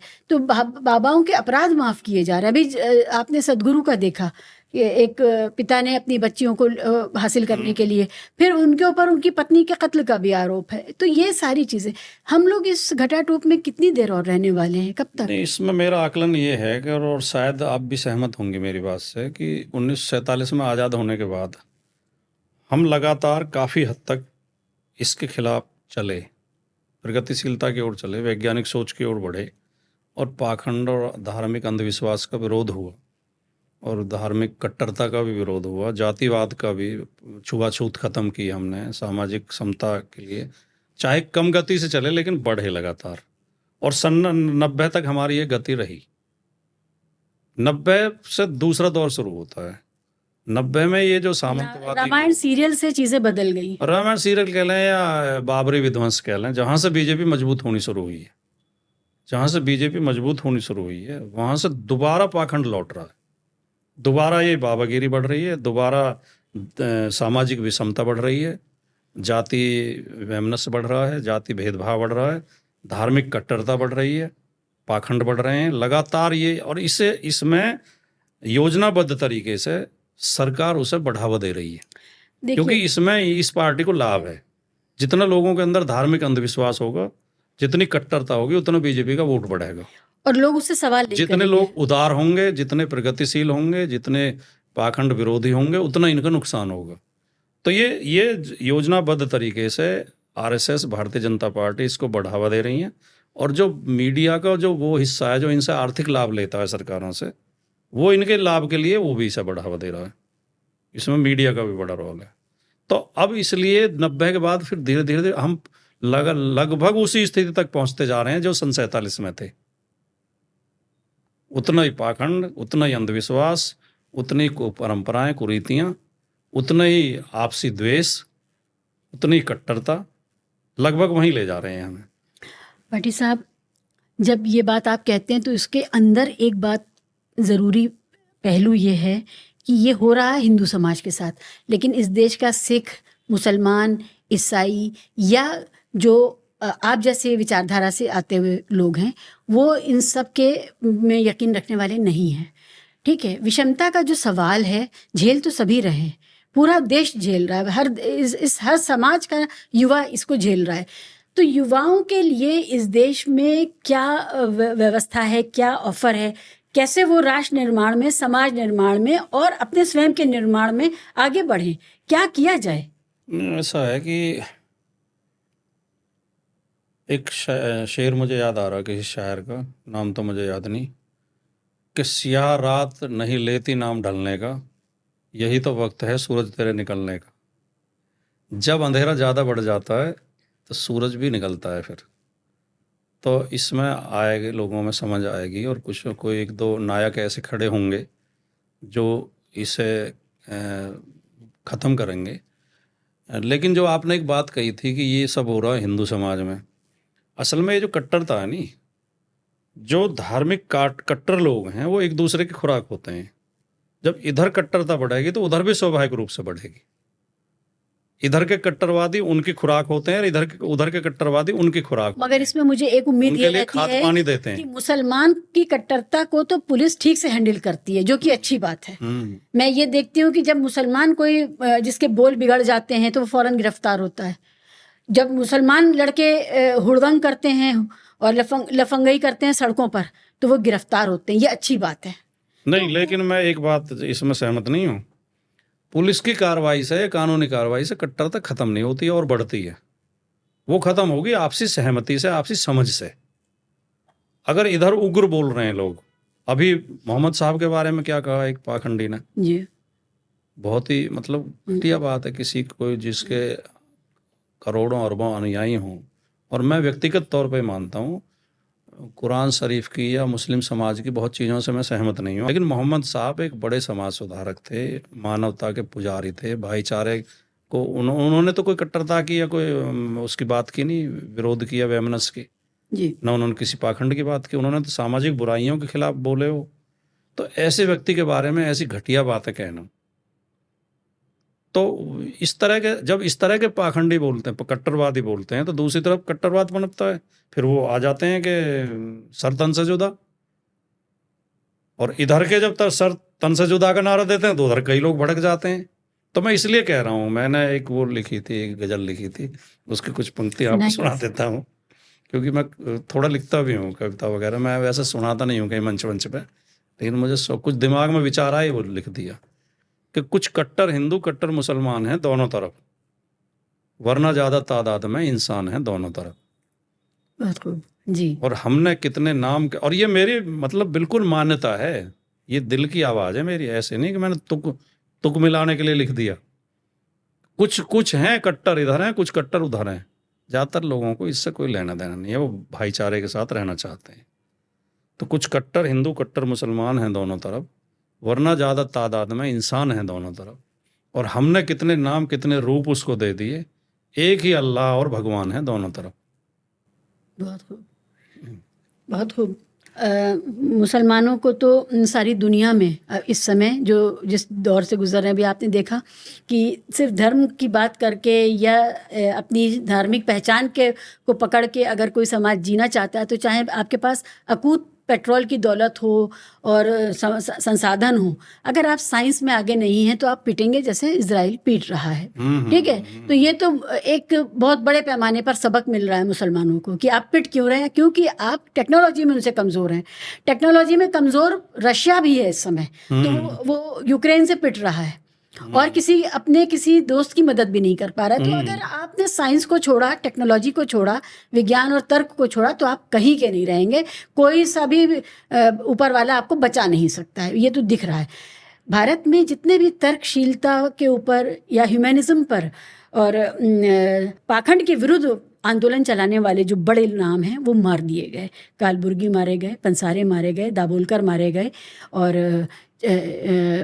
और भी लोग हैं, जिसमें आपकी एक महिला पत्रकार भी थी जो क्या नाम, उनका नाम नहीं याद आ रहा है मुझे, वो मार दी गई। तो सारे लोग जान से हाथ धो रहे हैं। मतलब ये एक बहुत बड़ी साजिश है कि कहीं तर्कशीलता भारत के मुख्य धारा के समाज में ना पनप जाए। और हमारी किताबें भी बदली गई हैं। किताबों में राशिफल और वो ग्रहण से भविष्य बताने वाले और इन सब चीज़ों को शामिल किया जा रहा है सब्जेक्ट के तौर पे। तो भारत में हाथ की रेखाएं देखने वाले, राशिफल देखने वाले, नक्षत्रों से भविष्य तय करने वाले नए सब्जेक्ट्स शामिल किए जा रहे हैं। और मैथ्स के पाइथागोरस और दूसरे जो चीज़ें हैं साइंस की या हिस्ट्री के जो तथ्य हैं वो हटाए जा रहे हैं। ये एक बुनियादी परिवर्तन हो रहा है। इसके लिए कोई आंदोलन चलाने की ज़रूरत है, और जो आंदोलन आप ही जैसी संस्थाएं और आप जैसे लोग चला सकते हैं। जो आप कह रही हैं कि इन मान्यताओं के खिलाफ या ऐसी विसंगतियों के खिलाफ आंदोलन चला रहे या प्रचार प्रसार की ज़रूरत है, जागरूकता पैदा करने की ज़रूरत है, वो सबसे ज़्यादा ज़रूरत है, सबसे पहली ज़रूरत है। हमारे यहाँ ये मान्यता रही लंबे समय तक कि ग्रहण के समय अगर गर्भवती स्त्री चारपाई पर लेटी रहेगी तो उसका बच्चा जो है वो अपंग पैदा होगा, जिसे उसे बोलते थे। ये होते थे पोलियोग्रस्त। हम लोगों ने प्रयास ही नहीं किया कि इसका कारण पता लगाएं, क्योंकि जब आदमी के अंदर अंधविश्वास होता है तो उसका कारण पता लगाना नहीं चाहता। वो कहता है ये तो ईश्वर की कृपा है या ये तो प्रकोप है, ईश्वरीय प्रकोप है। जैसे चेचक होती थी हमारे यहाँ, तो उसे माता मान के पूजते थे, उसकी पूजा करते थे। तो चेचक और पोलियो दोनों का डॉक्टर ने उसको दवाई खोज ली, दोनों को ख़त्म कर दिया। तो इस चीज़ को अगर हम लोगों को बताएं कि तुम हजारों साल तक इन्हें दैवी प्रकोप मानते रहे और इसे धर्म से जोड़ते रहे, जबकि इनका धर्म से लेना देना कुछ है नहीं। चंद्र ग्रहण सूर्य ग्रहण क्यों पड़ते हैं आजकल वैज्ञानिकों को सबको पता है। 20 साल बाद का बता देंगे कितने बज के कितने मिनट पे वो होगा, सूर्य ग्रहण या चंद्र ग्रहण होगा। तो इस जागरूकता को ज़्यादा से ज़्यादा फैलाने के, अब मैं व्यक्तिगत तो हम जैसे लोग करते रहते हैं, लेकिन ये सांगठनिक तौर पे करने की ज़रूरत है। क्योंकि देखिए ये हो नहीं सकता कि एक तरफ कूप मंडूक और इस तरह का जहन बनता रहे समाज में, और फिर हम समाजवाद की जो एक बराबरी की विचारधारा है उसको भी आगे बढ़ाएं। ये चलेगा नहीं साथ में। हमें समाज को सही दिशा देनी होगी, और इसमें हिंदू मुसलमान सिख ईसाई सब शामिल हैं। सब जगह ये बात कि आपको तर्कों पर, विज्ञान पर, और जो कॉजल एक रिलेशनशिप है समाज में परिवर्तन की या भौतिक दुनिया में परिवर्तन की, उस पर बात करनी पड़ेगी। हम ये कर नहीं सकते कि एक तरफ समाज को मंदिरों और मस्जिदों और दरगाहों पर भेजें और फिर उनसे तर्कशील होने की उम्मीद करें। तो ये काम, सामाजिक आंदोलन का काम भी नेताओं को और पार्टियों को करना पड़ेगा। नहीं, बिल्कुल करना पड़ेगा। मैं व्यक्तिगत तौर पे तो मैं करता भी हूँ, लेकिन मैंने कहा कि सांगठनिक तौर पे भी करना पड़ेगा, सामूहिक तौर पे भी करना पड़ेगा। कोई सामाजिक चेतना का जो मूवमेंट एक दौर था 80 के दशक तक था, 90 में भी था, चाहे काशीराम साहब का हो, उन्होंने एक चेतना तो लाए थे ना सामाजिक न्याय के प्रति। अभी कोई आंदोलन नहीं है।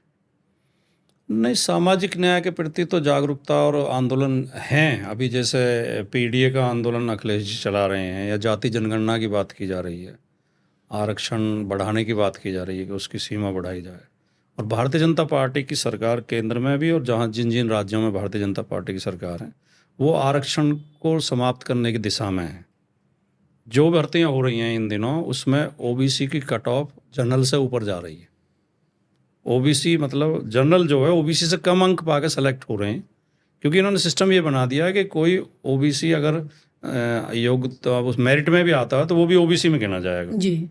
तो इस तरह का दूसरी तरफ ये जागरूकता, ये आंदोलन चल रहे हैं। अब जैसे पीछे शिक्षक भर्ती हुई उत्तर प्रदेश में, उसके लिए लंबा आंदोलन हुआ है। लखनऊ में लगातार 2 साल तक आंदोलन चला है, बहुत बार मुकदमे हुए हैं, युवाओं को जेल भेजा गया है। हमारी पार्टी भी लगातार सड़कों पर रही है और आवाज़ उठाते रहे हैं। तो सामाजिक आंदोलन उसके तो चल रहे हैं, सामाजिक न्याय के तो, लेकिन धार्मिक पाखंड के खिलाफ और वैज्ञानिक सोच के लिए भी आंदोलन चलाने की ज़रूरत है। ये बात आपकी सही है। जो मैंने शुरू में जिक्र किया था कि 47 से और 90 तक काफ़ी हम इनसे आगे बढ़े अंधविश्वासों से, उसमें हमारा सौभाग्य ये था कि देश की आज़ादी के बाद हमें पंडित जवाहरलाल नेहरू, बाबा साहब, डॉक्टर अंबेडकर, गांधी जी और जी सरदार पटेल, फिर लोहिया जी, चौधरी चरण सिंह, मुलायम सिंह यादव, लालू यादव, शरद यादव, मान्यवर काशीराम, ऐसे प्रगतिशील सोच के नेता मिले। चौधरी देवीलाल, जो पाखंडों के खिलाफ बोलते थे। मैंने शरद यादव और रामविलास पासवान के बहुत भाषण राजनीतिक रैलियों में सुने जी। वो चुनाव की रैलियों में भी पाखंड पे प्रहार करते थे। बिल्कुल, हम बहुत इम्प्रेस होते थे। आजकल नेता डरने लगे कि वोट कट जाएगा, लोग नाराज हो जाएंगे। बोलना चाहिए लगातार, क्योंकि धर्म का विरोध नहीं करना चाहिए, धार्मिकता का विरोध नहीं है, धार्मिक आस्था का विरोध नहीं है, धार्मिक पाखंड का मुखर होकर विरोध करना चाहिए। जी। धार्मिक पाखंड और धार्मिक अंधविश्वास किसी और का नुकसान नहीं करते हैं, उसी समाज का नुकसान करते हैं जिसमें वो हैं। जो मुस्लिम अंधविश्वास है मुसलमान का नुकसान करता है, जो हिंदू अंधविश्वास है वो हिंदू का विरोध करता है, नुकसान करता है। और जो धर्म के नाम पे गुंडे तैयार किए जाते हैं वो भी अपने अपने धर्मों का और अपने समाज का ही नुकसान हाँ, करते हैं। अपने ही धर्म का चाहे नुकसान करते ये हैं। कांवड़ के दौरान जिस तरह की अराजकता देखने को आई, बिल्कुल बिल्कुल। बजरंग दल की, और इधर अगर कोई मुसलमान के नाम पे हुड़दंगी भीड़ बाहर निकलेगी तो वो अपने ही धर्म का नुकसान करेगी, अपने समाज का नुकसान करेगी। तो अब किसी भी तरह की अराजकता की छूट धर्म के नाम पर बहरहाल समाज को ही प्रभावित करती है। ऐसी कोई बात जो आपको कहनी हो, जो आपके जहन में आ रही हो? नहीं, मैं तो बस इतना ही कहना चाहूँगा कि एक तो क्योंकि मैं पत्रकार रहा हूँ और मैंने अपना कैरियर की शुरुआत पत्रकारिता से की, और मैं ये मानता हूँ कि मैं बेशक अब राजनीति में हूँ लेकिन मेरे अंदर एक पत्रकार जिंदा है, और वो मैं उस दृष्टिकोण से ही सोचता हूँ हर विषय में।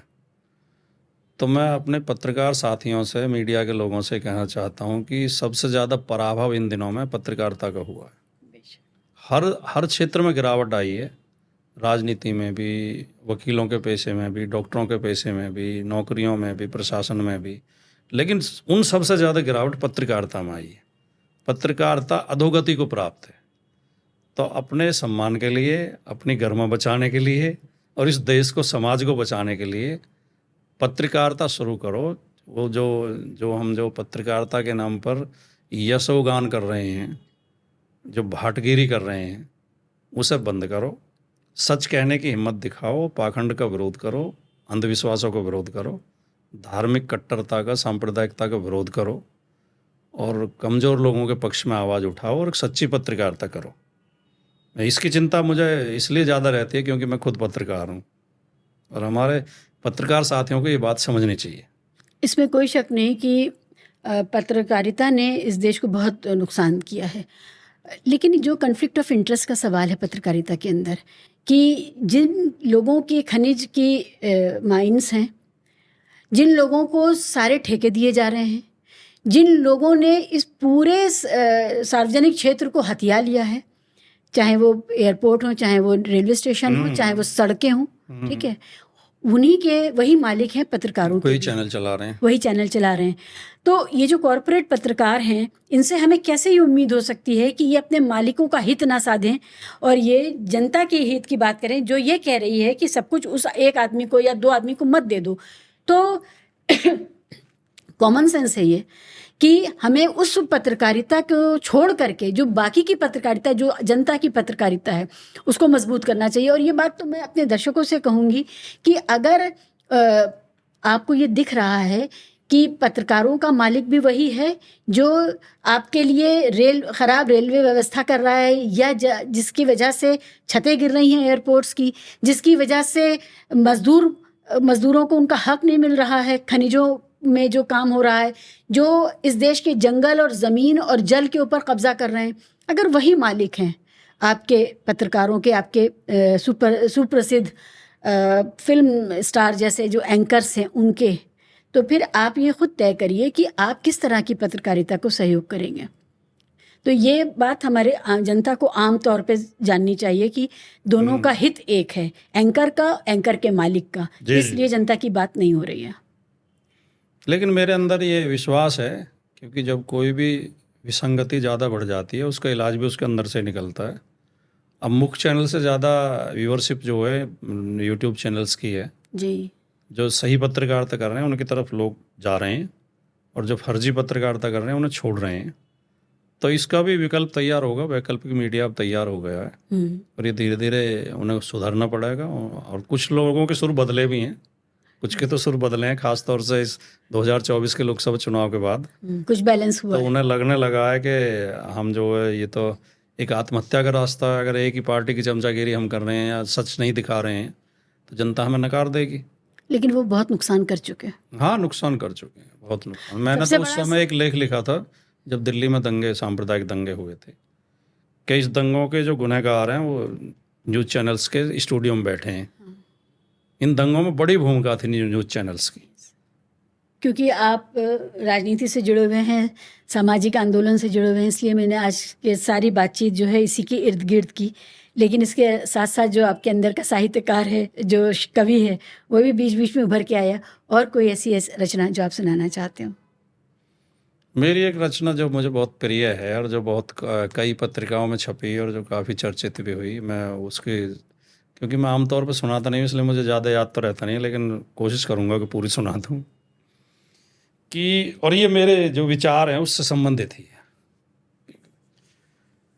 कि जब हम रामायण पढ़ते हैं तो राम में कुछ प्रसंग आते हैं, उनको ज़्यादा भूमिका न बना के मैं सीधे सीधे सबकी समझ में आ जाएगा क्योंकि उससे संबंधित है कि मैं अगर राम होता तो कितनी भी विकट और विषम परिस्थिति में लक्ष्मण को न काटने देता शूर्पणखा की नाक। वाह वाह, क्या बात है। इतना ही तो झगड़ा था कि उन्हें एक निवेदन किया था कि मैं आपको पसंद करती हूँ, आप मुझसे शादी कर लो। तो मैं अगर राम हो, इस पर नाक काटने की क्या जरूरत थी? तो मैं अगर राम होता तो कितनी भी विकट और विषम परिस्थिति में लक्ष्मण को न काटने देता शूर्पणखा की नाक। मैं उसके प्रणय निवेदन के प्रति उत्तर में उसे समझाता कि बहन, हम दोनों भाई विवाहित हैं और वन वन भटक रहे हैं अपने प्रतिकूल समय को काटते हुए, इसलिए कहीं अन्यंत्र करो अपने योग्य वर की तलाश। मैं अगर राम होता तो धोखे से न करता बाली का वध। मैं बाली और सुग्रीव के बीच सुलह समझौता कराता और दोनों भाइयों की मदद लेता सीता की खोज में। वाह। एक भाई की मदद लेने के लिए आपने दूसरे भाई की हत्या कर दी। मैं अगर राम होता तो निर्वासित ना करता, गर्भवती अवस्था में निर्वासित ना करता सीता को। मतलब किसी धोबी, मैं कह रहा हूँ ना, मुझे ठीक से याद नहीं रहती। मैं अगर राम होता तो धोबी के लाछन लगाने पर निर्वासित ना करता गर्भवती सीता को। मैं धोबी को बुलाकर समझाता कि सीता गंगा जल की तरह पवित्र है और अग्नि परीक्षा भी दे चुकी है वह। यदि फिर भी तुम्हें सीता स्वीकार नहीं तो हम दोनों चले जाते हैं वन को, किंतु घर से न निकालता देवी सीता को। चौथा प्रसंग आता है शंभूक वध का, आपको पता तो होगा ही। जी जी। मैं अगर राम होता तो न काटता तपस्यारत शंभूक की गर्दन। मैं अपने राज्य के ब्राह्मणों को समझाता कि झूठे ग्रंथों और पाखंडों के बल पर कब तक विभाजित रखोगे मानवता को, और कब तक दिग्भ्रमित करते रहोगे समाज को। कभी तो तुम्हारा यह पाखंड अनावृत होगा। और याद रहे, जिस दिन ऐसा हुआ, चारों तरफ सिर उठाकर घूमते नजर आएंगे हजारों शंभूक। फिर किस किस का सिरोच्छेद करोगे और उनके सिर काटने के लिए कहाँ से लाओगे इतने राम। ये मेरी कविता है। बहुत उम्दा, बहुत शानदार। सामाजिक न्याय के तकरीबन हर पहलू को आपने छू लिया है। जी जी जी। और ये बहुत हिम्मत की बात है कि आपने जो कथानक जिसको उठाया है वो बहुत इस समय जसारत की बात है कि आपने ये हिम्मत करी है उस दौर में जब एक चीफ मिनिस्टर के कार्यालय छोड़ने पर उसको पवित्र किया जाता है गंगा जल से पवित्र किया जाता है और गौमूत्र से पवित्र किया जाता है। ऐसे में ये कहना, ये सवाल उठाना उस दौर के भगवान पर बहुत बड़ी बात है। भाटी साहब, बहुत अच्छा लगा, बहुत शुक्रिया।